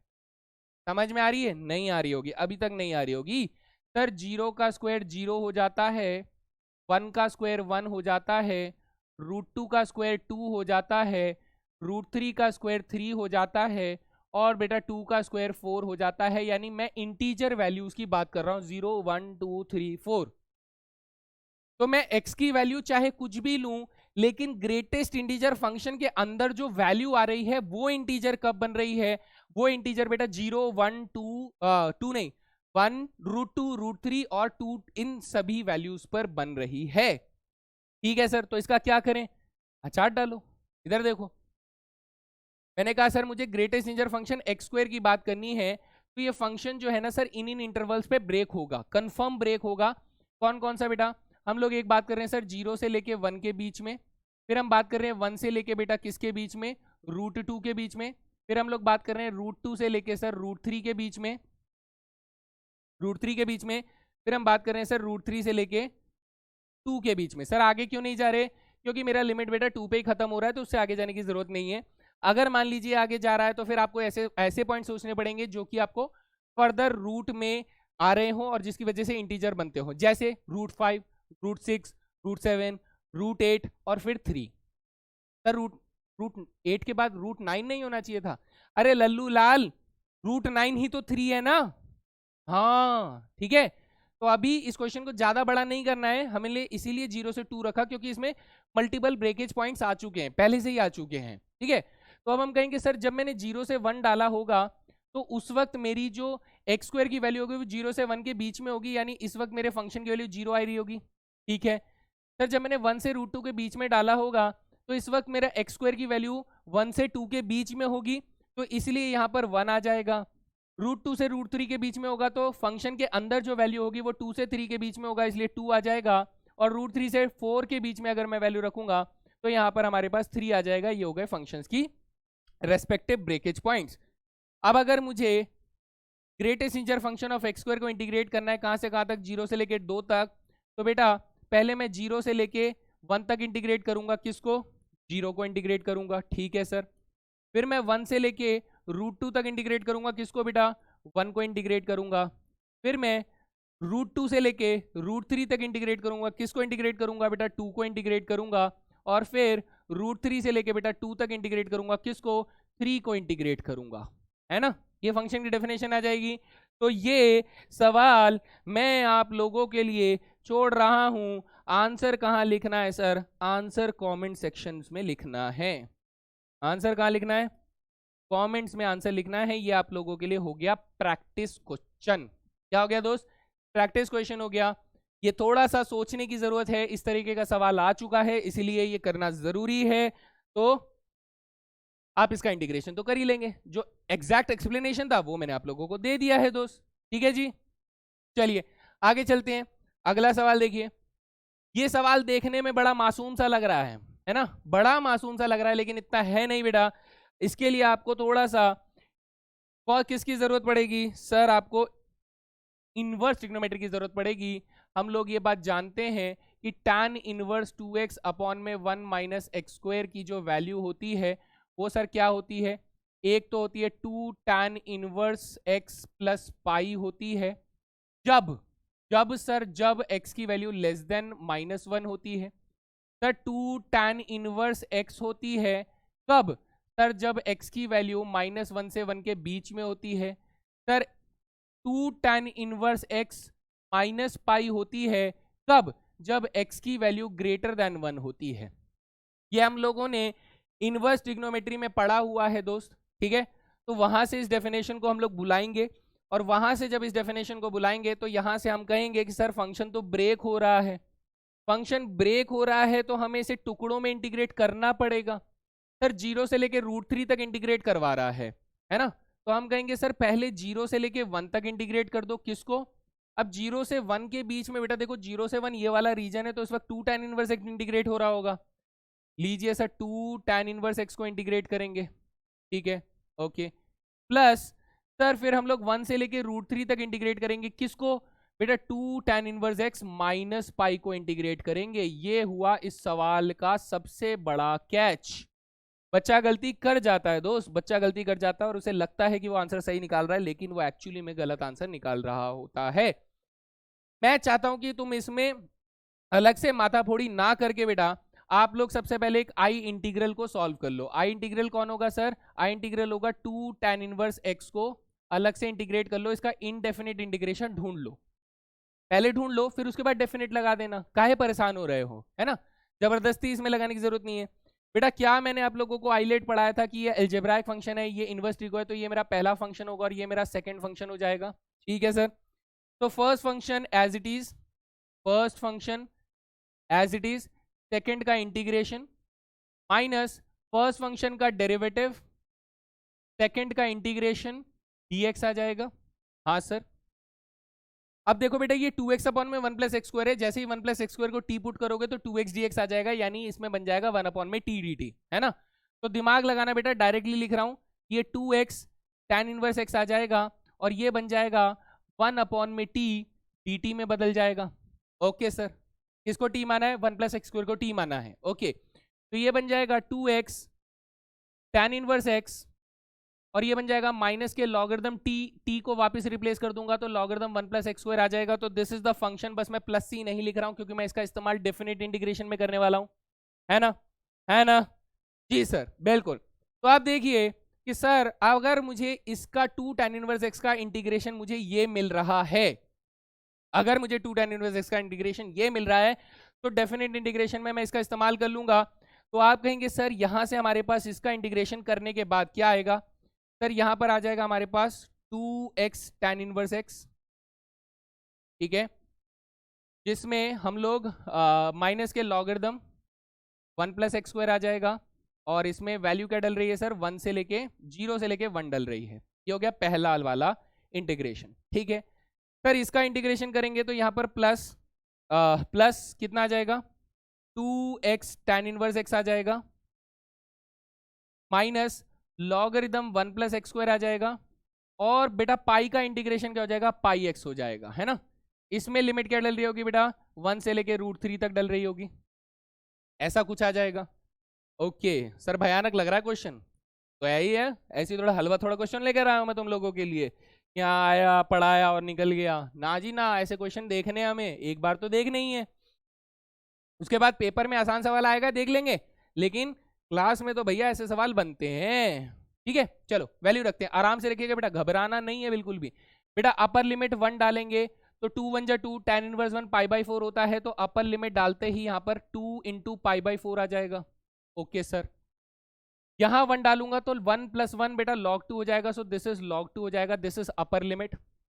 लोअर लिमिट 0 डालोगे तो 2 0 0 पूरा ही 0 हो गया, यहाँ 0 डालोगे तो log 1 आ जाएगा, log 1 भी 0 हो जाएगा, यानी लोअर लिमिट बेटा 0 आ जाएगा। ओके सर, मजा आया, ये आसान हो गया, है ना। चलो आगे चलते हैं बेटा, √3 डालोगे तो √3 डालने पर 2 × √3 और tan इनवर्स √3 होता है 60 डिग्री यानी π/3, तो ये हो जाएगा 2 √3 π/3 हो जाएगा। हाँ सर ठीक है, 2 √3 π/3 हो जाएगा, ठीक है। फिर यहाँ √3 डालोगे तो बेटा ये बन जाएगा 1 + 3 यानी माइनस के log 4 आ जाएगा। ओके सर, कोई प्रॉब्लम नहीं। यहाँ √3 डालोगे तो बेटा माइनस के √3 पाई आ जाएगा, so this is your upper limit दोस्त, यह अपर लिमिट हुआ। अब लोअर लिमिट देखते हैं, लोअर लिमिट डालोगे तो बेटा 2 × 1 tan इनवर्स 1, सर यहाँ पर भी 2 π/4 आ जाएगा, नो इश्यूज, ठीक है जी। अच्छा यहाँ पर बेटा 1 डालोगे तो ये लॉगरिदम 2 आ जाएगा, माइनस के लॉगरिदम 2 आ जाएगा, सर उसके बाद पाई आ जाएगा, माइनस के पाई आ जाएगा, ये ऐसा कुछ आप लोगों के पास आएगा। सिंस बच्चा देखो यहाँ पर आप लोग अगर नोट करो, आपको इसको सिंप्लीफाई करने में ज़्यादा मेहनत नहीं करनी है, क्यों? क्योंकि सर ये प्लस का 2 π/4 है और ये माइनस का 2 π/4 है, सर ये माइनस का log 2 है, ये माइनस माइनस प्लस का log 2 हो जाता है, तो ये तो कट गए।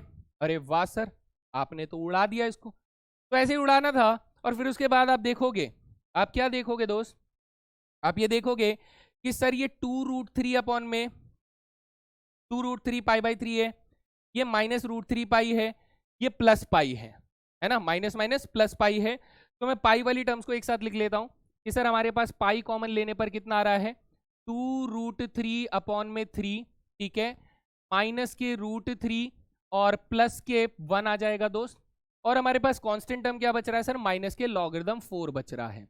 इसका एलसीएम लोगे तो ये बेटा 2 √3 माइनस 3 √3 प्लस 3 आ जाएगा, यानी ये बन जाएगा माइनस के √3 और माइनस के √3 प्लस के 3 इंटू में अपॉन में 3 पाई आ जाएगा, so this will be the value over here, ऐसा कुछ वैल्यू आ जाएगा। और माइनस के log 4 आपके पास ऐसा कुछ बचेगा। सो ये हमारे पास फाइनल आंसर मिलेगा दोस्त, है ना, ये हमें फाइनल आंसर मिलेगा, दैट इज माइनस के √3 plus 3 upon 3 pi minus logarithm 4 is your final answer. भाई बहुत बेहतरीन क्वेश्चन था, इसे जरूर प्रैक्टिस करें एक बार, अपने मेहनत से प्रैक्टिस करें, एक बार में ना हो तो 10 बार करें, लेकिन करें, क्योंकि इससे कॉन्फिडेंस आएगा, है ना, और कॉन्फिडेंस हमारे लिए बहुत जरूरी है ऐसे क्वेश्चंस में। चलिए अब मैं लेकर जा रहा हूं, हम लोगों ने टुकड़ों में इंटीग्रेट करने वाले क्वेश्चंस बहुत कर लिए, अब मैं बाकी जो 2 प्रॉपर्टीज थे अंडा और मुर्गी वाला, है ना, उनके ऊपर कुछ क्वेश्चन करवाता हूं। तो देखो बेटा, मुर्गी वाले पे नहीं, पहले तो अंडे वाले पे आ गया, अरे यार अंडे वाले पे आ गया। देखो इनमें आपको ये चीज देखनी है कि सर ऐसे क्वेश्चंस को सॉल्व करते हुए हम लोगों को एक बात ध्यान रखना होता है कि जब मैं अंडे या मुर्गी वाली प्रॉपर्टी को लगा रहा हूं, ठीक है, इसे अंडे और मुर्गी वाला बोलना मत बेटा, मैं सिर्फ आपको एक याद दिलाने के लिए बोल रहा हूँ, कहीं आप अपने किसी के सामने बोल रहे हो कि अंडे और मुर्गी वाली प्रॉपर्टी, नहीं नहीं नहीं नहीं, ऐसा मत करना, फिर ऐसे मजाक बन जाएगा, है। अभी सिर्फ याद दिलाने के बोल रहा हूँ कि अगर मैं इन दोनों में से कोई भी प्रॉपर्टी यहाँ पे लगाने की सोच रहा हूँ तो उसमें एक बात का ध्यान रखें कि सर हमारा जो डिनोमिनेटर होता है ना, हमारा जो डिनोमिनेटर होता है वो चेंज नहीं होना चाहिए, ठीक है। क्या बोल रहा हूं बेटा, ये याद रखिएगा, डिनोमिनेटर चेंज नहीं होना चाहिए, बस ये चीज हमारे लिए जरूरी होता है कि सर डिनोमिनेटर चेंज नहीं होना चाहिए। अगर डिनोमिनेटर चेंज हो जाएगा तो हमारे लिए एलसीएम लेने में दिक्कत आती है, जो कि क्वेश्चन को आगे सॉल्व होने से रोकता है। अगर डिनोमिनेटर चेंज नहीं होता है तो हम लोग एलसीएम ले पाते हैं और उससे क्वेश्चन सिंप्लीफाई हो जाता है। ये होता है सबसे पहला ऑब्जर्वेशन कि ये वाली प्रॉपर्टी यहां पर लगेगी या नहीं लगेगी। अभी हम लोगों ने प्रॉपर्टी क्या पढ़ी थी दोस्त, हम लोगों ने प्रॉपर्टी ऐसे पढ़ी थी दोस्त, कैसे, हमने ये पढ़ा था कि सर अगर मैं fx फंक्शन को इंटीग्रेट कर रहा हूं 0 से a तक, है ना, तो सर ये क्या हो जाएगा, 0 से a f a minus x के बराबर हो जाएगा, ऐसे हो जाएगा, इसके इंटीग्रेशन के बराबर हो जाता है। तो सर अगर मैं इसमें लगाता हूं तो यहाँ a की वैल्यू क्या है सर, a की वैल्यू 2 है, a की वैल्यू 2 है, तो लेट अस से ये इंटीग्रल को मैंने क्या मान लिया बेटा, i मान लिया, i इंटीग्रल हो गया 0 से 2, ठीक है, जिसमें हमने कहा सर रूट एक्स अपॉन में √2 minus x plus root x dx हमें मिल रहा है, ठीक है जी। तो अगर मैं ये वाली प्रॉपर्टी को यहाँ पर लगा देता हूं तो इंटीग्रेशन i की वैल्यू चेंज नहीं होगी, ये अभी भी 0 to 2 रहेगा, लेकिन x को हमें a माइनस एक्स यानी x को हमें 2 माइनस एक्स से रिप्लेस कर देना होगा। तो जब आप नीचे सब्सटीट्यूट करेंगे तो ये 2 माइनस एक्स यानी रूट एक्स बन जाएगा, और ये x की जगह पे बेटा 2 माइनस एक्स आ जाएगा।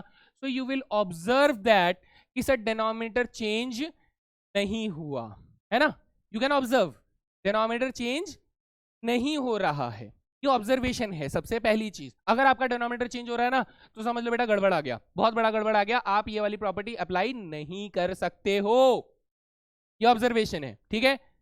कई बार बच्चों को ये पता ही नहीं चलता कि सर कब लगाएं कब नहीं लगाएं, मैंने बहुत बच्चों का ये प्रॉब्लम सुना है कि सर ये हमें नहीं समझ में आता है कब लगाएं कब नहीं लगाएं। तो ये मैं कुछ तरीके दे रहा हूं बच्चे, जिसके मदद से आप लोग ये पता कर सकते हो कि लगाना है या नहीं लगाना है, ठीक है। अब क्या करें बेटा, अब ऐसा करो कि इन दोनों वैल्यूज को जोड़ दो, ऐड कर दो इन दोनों को। तो सर जब आप इन दोनों को ऐड कर दोगे तो आपके पास क्या आ जाएगा बेटा, i प्लस आई 2i आ जाएगा, i प्लस आई 2i आ जाएगा।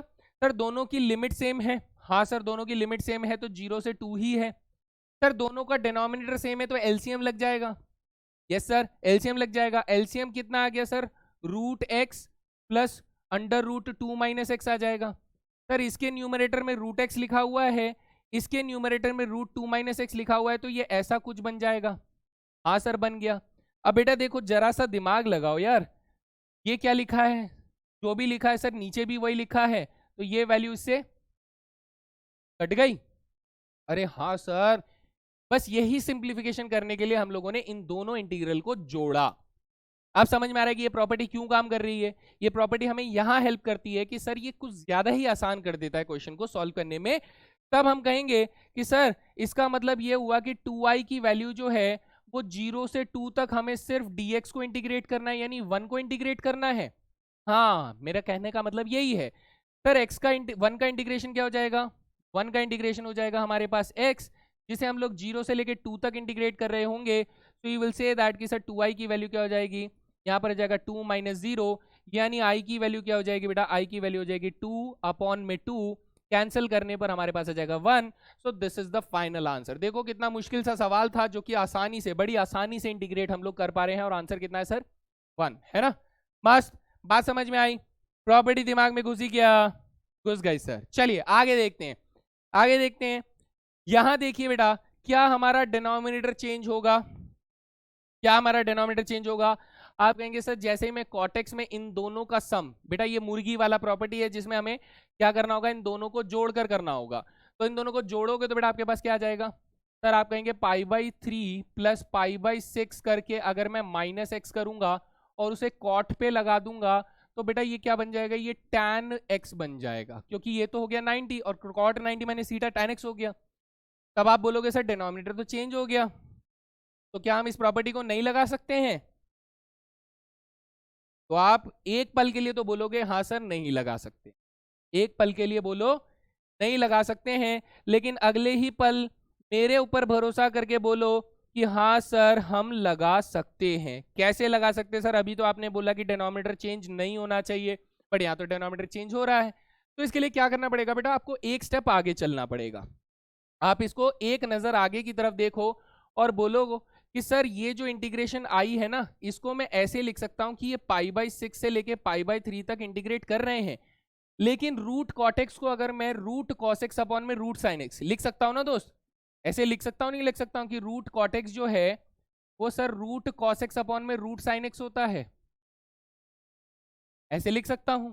हाँ सर कोई प्रॉब्लम नहीं है। इस वाली कंडीशन को अगर आप इस्तेमाल करते हो तो बेटा यहाँ एलसीएम लेने के बाद पता है आपका एक्सप्रेशन कैसा बन जाएगा, आपका एक्सप्रेशन नीचे बन जाएगा बेटा, यहाँ पर एलसीएम लेने के बाद root sine x plus root cos x, और नीचे वाला साइन रूट साइन एक्स बेटा ऊपर पहुंच जाएगा तो रूट साइन एक्स बन जाएगा, और यहाँ पर dx का रहेगा।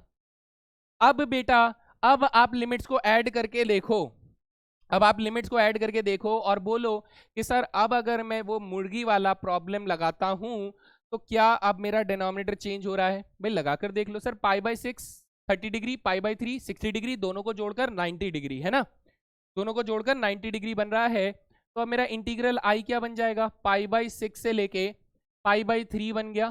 ठीक है सर, यहाँ पर root sine 90 minus x, sine 90 minus x हो जाएगा बेटा, दोनों का सम लिख रहा हूं डायरेक्टली।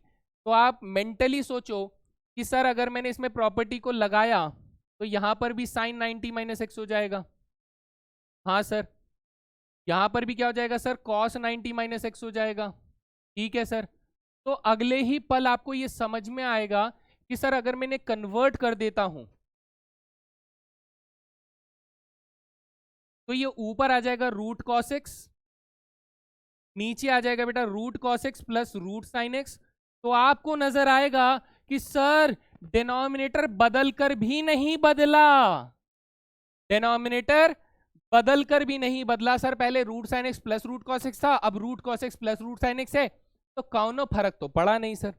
अब मैं कह रहा हूं कि बेटा मान लेते हैं ये इक्वेशन नंबर 1 है, ये इक्वेशन नंबर 2 है, तो मैं क्या करूंगा, अब मैं यहां से करूंगा 1 + 2, मैं क्या करूंगा बेटा 1 + 2 करूंगा, तो यहां से हमारे पास आ जाएगा 2i, ये वाला i और ये वाला i जोड़ देंगे तो सर लिमिट्स हमारे सेम है, π/6 से लेके π/3 रहेगा सर, डिनोमिनेटर सेम है तो root sine x plus root cos x रहेगा सर, पहले वाले का न्यूमरेटर रूट साइन एक्स है, दूसरे वाले का न्यूमरेटर रूट कॉस एक्स है। तो आप देखोगे सर फिर से देखो सेम सेम सी चीज बन गई, और सेम सेम सी चीज बन गई, तो इसका मतलब सर ये दोनों वैल्यूज आपस में कट जाएंगी और हमारे पास क्या आएगा सर, हमारे पास 2i बराबर क्या आ जाएगा सर, π/6 से लेके π/3 तक इंटीग्रेट करना है, किसको, सिर्फ 1 को इंटीग्रेट करना है सर, 1 तो हमारा x बन जाएगा जिसमें π/6 से लेके π/3 का लिमिट डल जाएगा, तो ये बन जाएगा π/3 माइनस π/6, तो आंसर आ जाएगा π/6। लेकिन ये किसकी वैल्यू है सर, ये 2i की वैल्यू है, ये किसकी वैल्यू है, ये 2i की वैल्यू, तो i की वैल्यू कितनी हो जाएगी, π/12 हो जाएगा। Now this is your answer. बढ़िया था, मजा आया, एक्सप्लेनेशन करेक्ट मिल रहा है दोस्त, है ना। तो इतना सब आपको देखना है। जब आप देखना सीख जाओगे प्रैक्टिस करते करते तो आपको इन क्वेश्चंस में बिल्कुल भी दिक्कत नहीं होगी, आप बड़े ही आराम से खुद से आंसर्स निकाल सकते हो। ओके जी, चलिए अगला सवाल देखते हैं दोस्त। ये रहा नेक्स्ट क्वेश्चन। देखो बेटा यहाँ पर भी डिनोमिनेटर चेंज नहीं होगा और ये एक फॉर्म बन जाती है जहां पे साइन और कॉस की ऐसे अगर सेम सेम पावर्स रहती है तो ये एक तरीके की इनडेफिनेट इंटीग्रेशन में फॉर्म बन जाती है। कैसी बेटा, इस फॉर्म को मैं लिख देता हूं कि यहां पर आपके पास a और b रहेगा, जिसमें यहां पर साइन की पावर nx या फिर कॉस की पावर nx कुछ भी आपको दे सकता है, डिवाइडेड बाय नीचे बेटा साइन की पावर nx प्लस कॉस की पावर nx जरूर रहेगा, जहां पर हम लोग ये कहेंगे कि sir where a plus B जो है वो हमारे पास π/2 होना चाहिए, a प्लस बी π/2 होना चाहिए। इसे आप बेटा एक फॉर्म मान लो कि ये डेफिनेट इंटीग्रेशन की एक खास तरीके की फॉर्म है, जिसमें हम लोग डेफिनेटली कौन सी वाली प्रॉपर्टी लगाएंगे sir, a plus B minus x वाली या फिर a माइनस एक्स वाली प्रॉपर्टी हम लोग लगाएंगे, क्योंकि वो लगाएंगे तो ये क्वेश्चन सॉल्व होता है ना। अभी देखो बेटा इस फॉर्म में आपको साइन की पावर 3 दे रखा और नीचे साइन की पावर 3 प्लस कॉस की पावर 3 दिया हुआ है। तो इसका मतलब मैं ये कहूंगा कि सर सबसे पहले तो ये पता करो क्या a प्लस बी हमारे पास π/2 है, ये भी तो पता करना जरूरी है। तो a कितना है π/12, b कितना है 5π/12, सर 5π/12 प्लस π/12 इज 6π/12, सर π/2 है, क्या है π/2 है, सर π/2 है, तो इसका मतलब मैं ये प्रॉपर्टी लगा सकता हूं। तो जब मैं इसमें ये वाली प्रॉपर्टी लगाऊंगा तो लेटेस्ट से ये i बन जाएगा और ये π/12 हो जाएगा, ये 5π/12 हो जाएगा। तो हम लोग कहेंगे कि सर ये बन जाएगा साइन क्यूब π/2 माइनस एक्स बन जाएगा, डिनोमिनेटर में क्या बन जाएगा sine cube π/2 minus x plus cos cube π/2 minus x का dx हो जाएगा। ठीक है, तो आप इसे रीराइट करेंगे कैसे कि सर ये π/12 5π/12 तक इंटीग्रेट कर रहे हैं, तो ये बन जाएगा cos cube π/12 sorry cos cube x divided by sine cube x plus cos cube x. मैंने थोड़ा सा गलत लिख दिया, मैं इसे करेक्ट कर देता हूं दोस्त। पहले आएगा कॉस क्यूब एक्स, फिर आ जाएगा प्लस साइन क्यूब एक्स और dx आ जाएगा। तो जैसा कि हमने कहा कि लेटस से कि सर ये मेरी फर्स्ट इक्वेशन है, let's say this is my second equation, तो अब मैं ये करूंगा कि सर मैं फर्स्ट और सेकंड को जोड़ दूंगा। हम लोग क्या करेंगे बेटा, फर्स्ट और सेकंड इक्वेशन को जोड़ देंगे, तो उससे हमें क्या मिलेगा सर 2i बराबर, कितना मिलेगा 2i बराबर, बेटा देखो दोनों की लिमिट सेम है, π/12 से लेके 5π/12 तक है। ठीक है सर, दोनों का डिनोमिनेटर सेम है, तो यहां पर आ जाएगा sine cube x plus cos cube x. इसका न्यूमरेटर बेटा साइन क्यूब एक्स है, उसका न्यूमरेटर बेटा कॉस क्यूब एक्स है, तो सर दोनों सेम सेम बन जाते हैं। तो कटकर ये मुझे क्या देंगे सर, 2i बराबर अपने को देंगे π/12 से लेके 5π/12 तक इंटीग्रेट हमें किसको करना है, सिर्फ 1 को इंटीग्रेट करना है। तो सर 1 का इंटीग्रेशन हो जाएगा हमारे पास x, ठीक है, जिसमें लिमिट हमारा डल जाएगा बेटा π/12 से लेके 5π/12। तो ये कितना आ जाएगा दोस्त, ये आ जाएगा 5π/12 माइनस π/12, ये किसकी वैल्यू है सर, 2i की वैल्यू है। तो i की वैल्यू कितनी हो जाएगी 4π/24 हो जाएगा, जिसे कैंसिल करके आप कह सकते हैं कि सर π/6 हो जाएगा, है ना। ठीक है दोस्त, बढ़िया, प्रैक्टिस करनी है बेटा, बहुत सारी प्रैक्टिस करनी है। मैं आपको पहचानना सिखा रहा हूं कि किस तरीके के सवाल में किस अप्रोच के साथ आपको जाना है, इसीलिए मैं टुकड़ों टुकड़ों में प्रॉपर्टीज करवा रहा हूं, सो दैट आप कंफ्यूज ना हो कि सर ऐसे सवालों को ऐसे ही कत्ल करना है। चलो नेक्स्ट, अगला सवाल है बेटा, देखो यहां पर आपके पास डिनोमिनेटर है ही नहीं, तो सर इससे कोई फायदा होगा क्या, मतलब हम लोग लगा सकते हैं क्या, लगा सकते हो बेटा। देखो कंफ्यूजन तो थोड़ा सा रहेगा, लेकिन मैं कहूंगा कि एक बार इसको ट्राई करो, ये इसी कैटेगरी में आता है। हालांकि मैं इसको पहचानने के लिए नहीं बोलूंगा कि जो भी मैंने आपको हिंट्स बताए उस हिंट्स की मदद से आप इसे नहीं पहचान सकते, लेकिन जब आप बहुत प्रैक्टिस करते हो तो आपको पता लग जाता है कि सर ये क्वेश्चन मैंने प्रैक्टिस किया है, मैंने सॉल्व किया है, तो ये क्वेश्चन इसी कैटेगरी में फॉल करेगा, ये उसी अंडे और मुर्गी वाली प्रॉपर्टी से खत्म करेंगे, है ना। चलो देखो कैसे, सर लेट अस सपोज कि मैंने इसको किससे शुरू किया, मैंने इसको इंटीग्रल i मान लिया, मान लिया सर। इसमें जैसे ही आप प्रॉपर्टी लगाओगे तो सबसे पहले देखो बेटा ए और बी का सम कितना है 90 डिग्री है, ये एक हिंट मुझे मिल रहा है। अरे वाह सर, ये भी सही बात है। ए और बी का सम हमारे पास 90 डिग्री मिल रहा है, तो मैं यहाँ पर क्या करूंगा, मैं इसको वेरिएबल को चेंज कर दूंगा, तो log tan 90 माइनस एक्स हो जाएगा। ठीक है सर, तो ये आई क्या बन जाएगा दोस्त, ये आई बन जाएगा हमारे पास 0 से π/2, ये बन जाएगा log cot x बन जाएगा। सर डिनोमिनेटर तो चेंज था ही नहीं, तो कोई दिक्कत वाली बात तो है ही नहीं, है ना। तो लेट अस अज्यूम मैं इसको फर्स्ट इक्वेशन मान लेता हूं, एंड लेट अस अज्यूम मैं इसको सेकंड इक्वेशन मान लेता हूं। तो अब हम लोग क्या करेंगे सर, इन दोनों को जोड़ देते हैं, 1 एंड 2 को ऐड कर देते हैं, तो हमारे पास i प्लस आई कितना हो जाएगा, 2i हो जाएगा। लिमिट हमारी 0 से π/2 है, जिसमें हम लोग log tan x को log cot x के साथ जोड़ रहे हैं।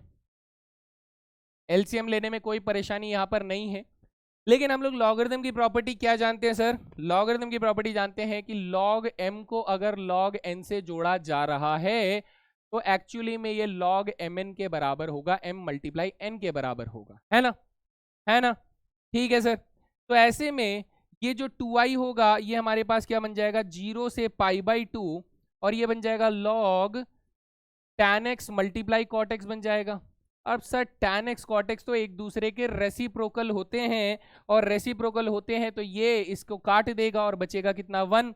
और log 1 कितना होता है सर, log 1 तो 0 होता है, यानी 0 से π/2 बेटा आपको सिर्फ 0 को इंटीग्रेट करना है, तो ये 2i की वैल्यू दे देगा।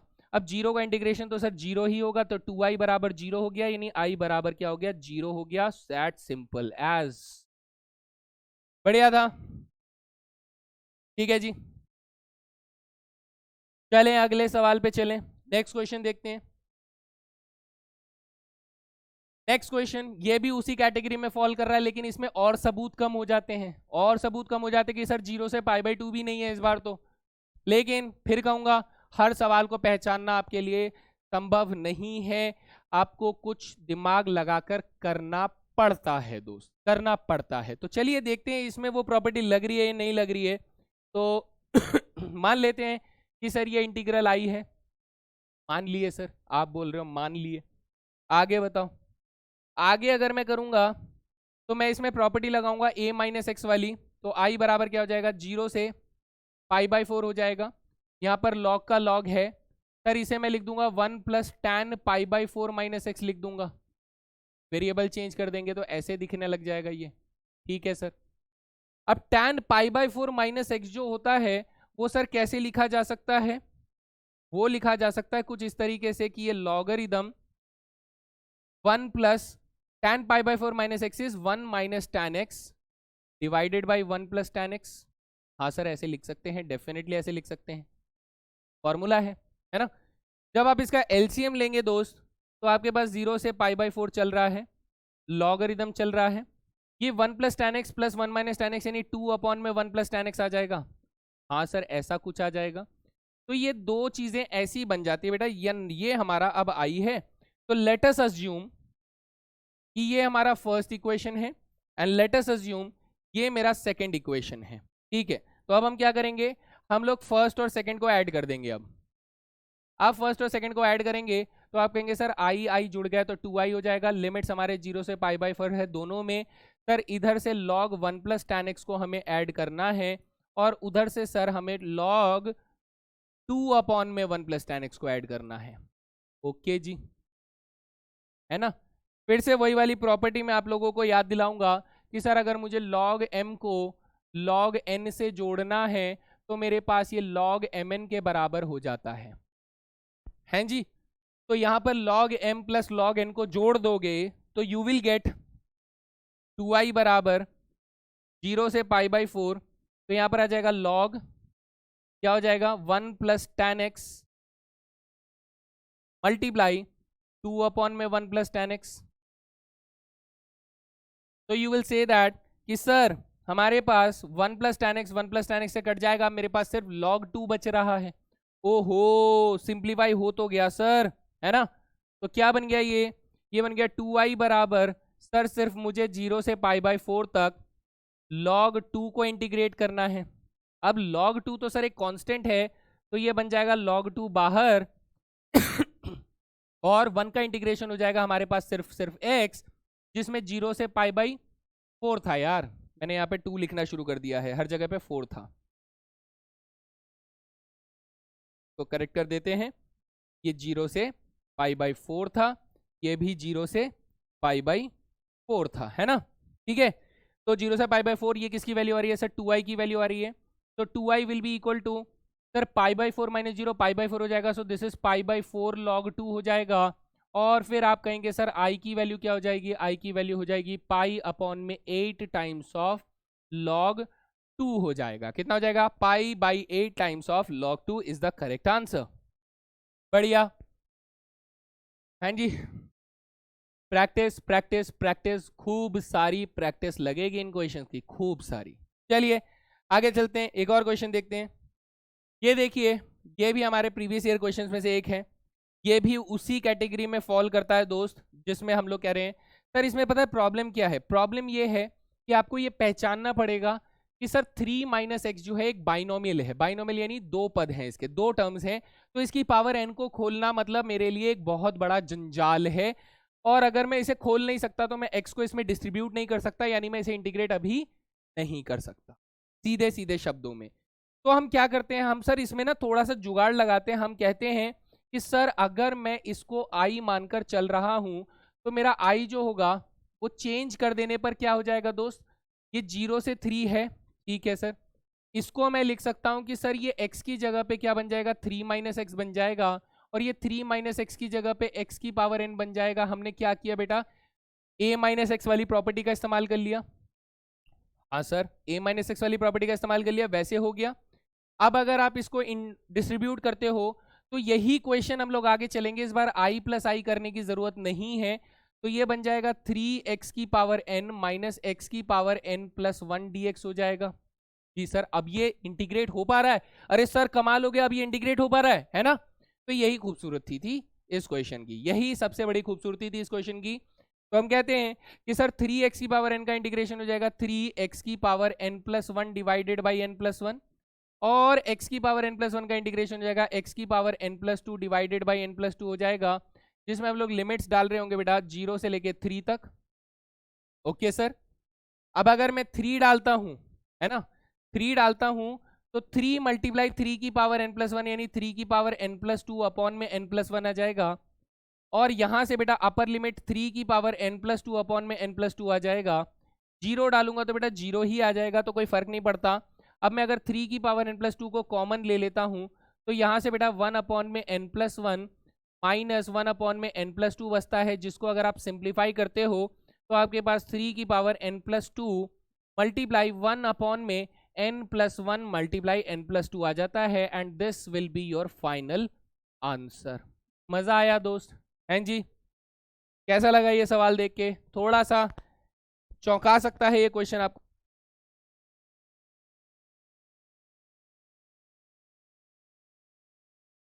लेकिन अगर आपने इस क्वेश्चन को एक बार भी सॉल्व किया हुआ है तो आपको बिल्कुल भी दिक्कत यहां पर नहीं आएगी, है ना? तो ये हो जाता है हमारा एक बढ़िया एग्जाम्पल, जिसे आप समझ जाएंगे कि इस तरह की कैटेगरी के क्वेश्चंस भी हमारे पास बन सकते हैं। तो let's move on to next concept. अब नेक्स्ट कॉन्सेप्ट में हमारे पास क्या आता है? Problems on removal of x.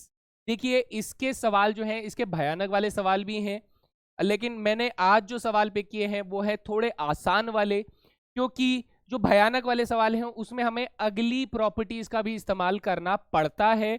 तो ये यकीन रखिए कि आगे जब मैं अगली प्रॉपर्टीज को करवाऊंगा तब मुझे ये वाला कॉन्सेप्ट फिर से उठाना पड़ेगा और मैं फिर से बात करूंगा रिमूवल ऑफ एक्स के लिए, तब मैं थोड़े से लेंथी क्वेश्चंस को भी सॉल्व कर रहा हूँ, है ना? डन डना डन। तो चलिए इसके बारे में बात करते हैं कि सर इसमें कुछ इस तरीके का फंक्शन हम लोगों को देखने को, इंटीग्रेट करने को मिलता है, जिसमें अगर x हमारे पास है, जैसे उस फंक्शन के साथ एक x हमारे पास ऐसे मल्टीप्लाई में मिलेगा, तो अगर वो x रहता है तो मेरे को उसको इंटीग्रेट करने में बहुत तकलीफ होती है, मैं उसे इंटीग्रेट नहीं कर पाता हूं। लेकिन अगर किसी तरीके से, किसी जादुई तरीके से अगर हम लोगों ने उस x को हटा दिया तो हमारे पास जो fx फंक्शन होगा वो बहुत तेजी से इंटीग्रेट हो जाएगा। अब इसमें जो कैच होता है वो कैच ये होता है कि सर fx फंक्शन जो होगा वो fa - x के बराबर होना चाहिए, तभी ये काम करता है। वरना ये काम नहीं करता है। तो ये एक कंसेप्ट अपने को मिल जाता है कि सर ऐसे क्वेश्चन में हमें रिमूवल ऑफ एक्स अगर पहचानना है कि इसमें से एक्स को हटाकर अपना काम हो जाएगा, तो आपको ये देखना पड़ेगा कि F x F A minus x के बराबर है या नहीं है। और जब आप ये वाला कॉन्सेप्ट कर देते हैं तो आपके पास इन जनरल जो इंटीग्रेशन बचता है आफ्टर रिमूविंग द एक्स, वो इंटीग्रल ये हो जाता है। बहुत ज्यादा नहीं समझ में आया? एग्जाम्पल से समझाऊंगा यार, तभी तो मजा आएगा, है ना। तो चलिए एग्जाम्पल लगाते हैं, फिर उसके बाद बात करते हैं कि ये देखिए एक क्वेश्चन हमारे सामने कुछ ऐसे आ रहा है जिसमें ये अगर x यहां पर है तो ये सर इंटीग्रेट होने से रोक रहा है। मैं sin x plus cos x जो डिनोमिनेटर में रखा है मैं इसे इंटीग्रेट कर सकता हूं, बट द प्रॉब्लम इज ये x हमें इंटीग्रेट करने से रोक रहा है। तो क्या करें सर, रिमूवल ऑफ x लगाने की कोशिश करते हैं जिसमें हम लोग मान लेते हैं कि ये हमारे पास इंटीग्रल i है, ये हमारे पास इंटीग्रल i है। और फिर आप कहेंगे कि सर अगर मैंने इसे i मान लिया तो ये 0 से π/2 है, ठीक है सर। ये वाला चेंज होकर π/2 माइनस एक्स बन जाएगा, ये sin x sin π/2 minus x बन जाएगा, ये प्लस cos π/2 माइनस एक्स बन जाएगा, और यहां पर dx आ जाएगा, है ना, ठीक है। तो ये i बराबर क्या हो जाएगा दोस्त, ये 0 से π/2 है तो this is nothing but π/2 minus x हो जाएगा, और नीचे हमारे पास क्या आ जाएगा sir, cos x plus sin x आ जाएगा। तो यू विल नोटिस दैट कि सर हमारा डिनोमिनेटर या फिर जो x के अलावा जितना फंक्शन था वो चेंज नहीं हुआ, यानी एफ एक्स जो है वो एफ ए माइनस एक्स के बराबर पाया गया, है ना। अगर मैं सिर्फ x को हटा दूं तो बचा हुआ फंक्शन चेंज नहीं हुआ सर, वो एज इट इज रहा कन्वर्ट करने के बाद भी ठीक है। फिर हम क्या करेंगे सर, अब हम लोग वही वाला कॉन्सेप्ट यूज करेंगे कि let us say this is my first equation, let us say this is my second equation. तो इस सिचुएशन में मैं फिर से 1 + 2 करूंगा, तो हमारे पास क्या हो जाएगा दोस्त, हमारे पास 2i आ जाएगा। तो 2i में सर लिमिट्स हमारे सेम है 0 से π/2, ठीक है सर। डिनोमिनेटर सेम है sin x plus cos x, ठीक है सर, ओके। अब पहले वाले का न्यूमरेटर x था, दूसरे वाले का न्यूमरेटर बट π/2 माइनस एक्स था। तो यहां देखेंगे बेटा आप लोग नोट कीजिए कि सर x और x कट गए, रिमूवल ऑफ x आ गया ना, रिमूवल ऑफ x। तो सर अब ये π/2 जो कांस्टेंट है वो तो इंटीग्रेशन से बाहर आ सकता है, तो what we can say that कि सर इसका मतलब ये हुआ कि 2i बराबर क्या हो जाएगा, π/2 को बाहर ले आए तो 0 से π/2 आ जाएगा, और यहाँ पर 1 में sin x plus cos x हो जाएगा और dx आ जाएगा, है ना, ठीक है। अब i की वैल्यू क्या आ जाएगी सर, π/2 का हाफ। i की वैल्यू क्या आ जाएगी सर, π/2 का हाफ यानी π/4, और 0 से लेके π/2 1 में sin x plus cos x हो जाएगा। अब मेरा टारगेट है बेटा इसको इंटीग्रेट करना। ये कैसे इंटीग्रेट होगा, तो बेटा अगर मैं आप लोगों को थोड़ा सा इमेजिन करने के लिए बोलूं तो दिस इज काइंड ऑफ कि ये होते तुक्के लगाना कि आपको अप्रोच देखना होता है, आपको बेटर अप्रोच देखना होता है इस क्वेश्चन को क्रैक करने के लिए। तो मैं कहूंगा बेटा इसमें मुझे बनाना होगा sin a प्लस b का फॉर्मूला। कैसे सर, ध्यान से देखिए, ये बहुत कमाल की चीज होने वाली है कि आप इसे सोच नहीं सकते हैं, इस तरीके से ये इंटीग्रेट हो जाएगा। अगर मैंने क्या किया बेटा, मैंने 1/√2 से इसे मल्टीप्लाई किया, तो मुझे एक्चुअली में 1/√2 से इसे डिवाइड करना पड़ेगा, तो ये 1/√2 sin x हो जाएगा प्लस 1/√2 cos x हो जाएगा। अब 1/√2 जो होता है बेटा वो sin π/4 और cos π/4 दोनों की वैल्यू होती है। तो क्या मैं इस एक्सप्रेशन को sin π/4 प्लस x का फॉर्मूला लिख सकता हूं, जैसे sin x cos π/4 plus cos x sin π/4, यानी sin x प्लस π/4 का क्वेश्चन बन सकता है। तो बेटा मैं इसे पीछे लिखता हूं, है ना ये बन जाएगा i बराबर 1 में 4√2 पाई, यानी पाई अपॉन में 4√2 हो जाएगा यहाँ पर, ठीक है सर। और ये इंटीग्रेशन में 0 से π/2 आपको दिया गया है, एंड दिस इज 1 में sin π/4 प्लस x बन जाएगा। जी सर ऐसा कुछ बन गया, हम लोगों ने देख पाए हैं। अब ये sin π/4 प्लस x जो है न्यूमरेटर में जाके क्या बन जाएगा दोस्त, ये बन जाएगा cosec π/4 प्लस x,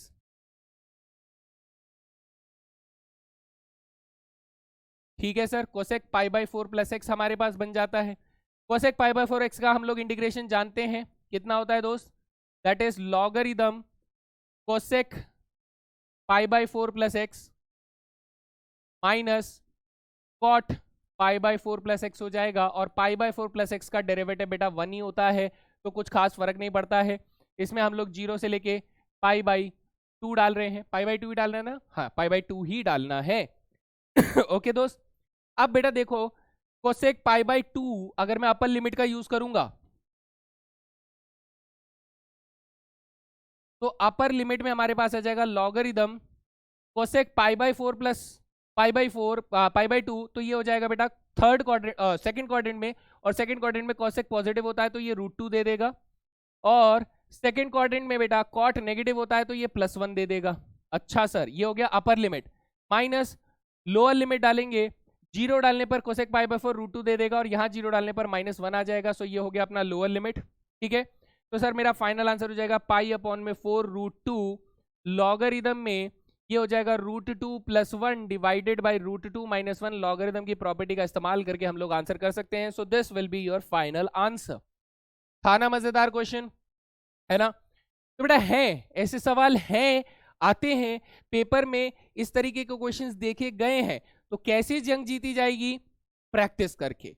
मैं आपको क्वेश्चंस को हिंट दे सकता हूं, मैं आपको बहुत इंपॉर्टेंट वाले सवाल करवा सकता हूं, लेकिन आपको बहुत सारे सवाल प्रैक्टिस करने होंगे, जो कि मैंने टारगेट बताया था कि इंटीग्रेशन के कुल मिला के 1000 तक तो सवाल करने ही करने हैं, डिफरेंट क्वेश्चंस। ये नहीं कि सर एक ही क्वेश्चन को 5 बार कर लिया तो उसे मैं 5 गिन लूं क्या? तो बेटा तुम्हारा फिर गिनती बढ़ती रहेगी, ज्ञान नहीं बढ़ेगा बेटा।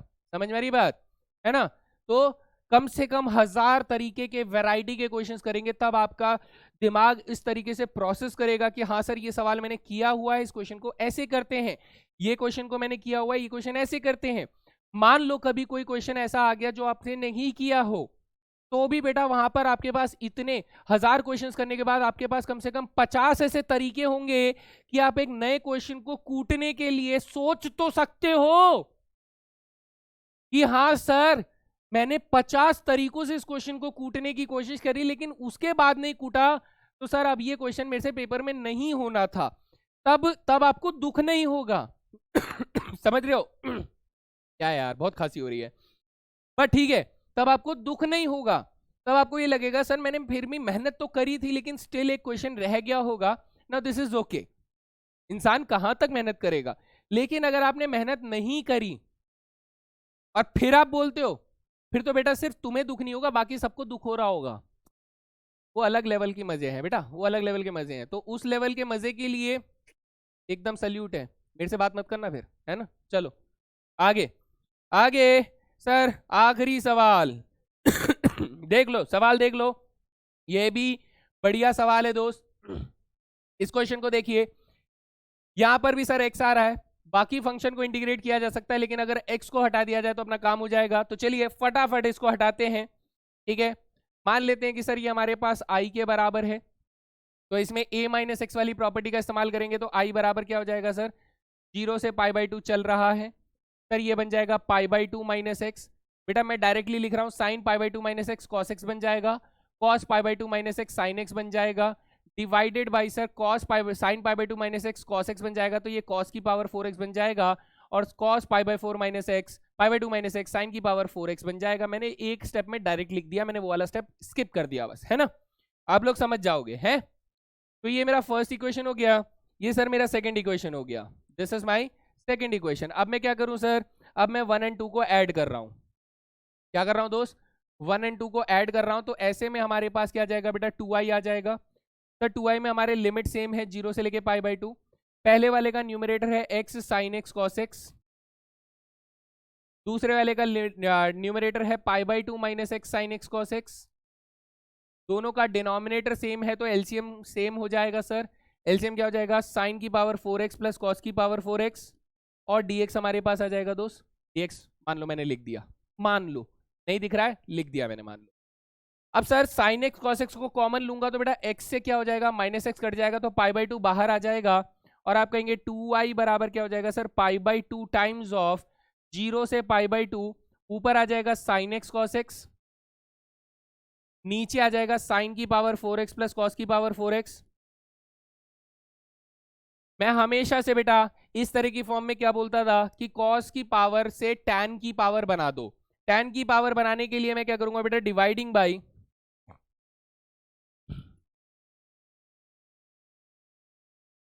कॉस की power 4x to both numerator and denominator, है ना, to both numerator and denominator. तो ऐसे में ये बन जाएगा 2i बराबर पाई बाई 2, 0 से पाई बाई 2, ठीक है। यहाँ बेटा कॉस से एक कॉस तो कट जाएगा, तो साइन एक्स अपॉन में कॉस क्यूब एक्स बनकर आएगा tan x into sec square x. Okay sir, divided by बेटा ये बन जाएगा टैन की power 4x, okay sir, plus ये बन जाएगा 1 और यहाँ जाएगा dx। मैं इस पार्ट को बेटा पीछे कॉपी करना चाहता हूँ क्योंकि इसका सॉल्यूशन अभी भी लंबा जाएगा। तो ये हो जाएगा सर 2i बराबर पाई बाई 2 टाइम्स ऑफ 0 से पाई बाई 2, यहाँ आ जाएगा tan x sec square x divided by tan की पावर 4x प्लस 1 dx। समझदार बच्चा अगर प्रैक्टिस कर रहा है तो उसे समझ में आ गया होगा कि अगला स्टेप किसका है। सर अगला स्टेप है tan x को t पुट करने का। अरे हाँ यार, जैसे ही tan x को t पुट करेंगे तो आपको पता चलेगा कि सर सेक स्क्वायर एक्स dx जो है वो सर dt बन जाएगा। और यहाँ से लिमिट अगर चेंज करेंगे तो x टेंडिंग टू 0 है तो सर इसका मतलब t टेंडिंग टू 0 हो जाएगा, और अगर x tending to pi by 2 है तो इसका मतलब t टेंडिंग टू इन्फिनिटी हो जाएगा, है ना जी। सर आगे चलते हैं, कलर बदल देते हैं, क्वेश्चन अपना रूप बदल गया है। तो सर 2i बराबर क्या आ जाएगा, 2i बराबर पाई बाई 2 आ जाएगा। 0 से बेटा इन्फिनिटी चला गया, अब ये tan x को लिख देंगे t, सेक स्क्वायर एक्स को लिख देंगे dt, और ये बन जाएगा t की पावर 4 प्लस 1। अब बेटा यहाँ पर फिर से एक सब्स्टिट्यूशन लगा देंगे। क्या आप बात कर रहे हो सर? यस, यहाँ फिर से सब्स्टिट्यूशन लगा देंगे बेटा। टी स्क्वायर को मैं p पुट कर दूं तो बेटा यहाँ पर 2t dt जो होगा वो dp बन जाएगा। इसका मतलब ये हुआ कि सर t dt जो हो जाएगा वो हमारे पास dp अपॉन में 2 हो जाएगा, ठीक है। सर अगर t की वैल्यू 0 से चल रही है तो p की वैल्यू भी 0 पर जा रही होगी, और अगर t की वैल्यू इन्फिनिटी को जा रही है तो सर p की वैल्यू भी इन्फिनिटी को जा रही होगी। अच्छा, तो फिर से कलर चेंज कर देते हैं और हमारा क्वेश्चन कैसा बन जाएगा सर, 2i बराबर पाई बाई 2, यहाँ जाएगा 0 से लेके इन्फिनिटी, ठीक है।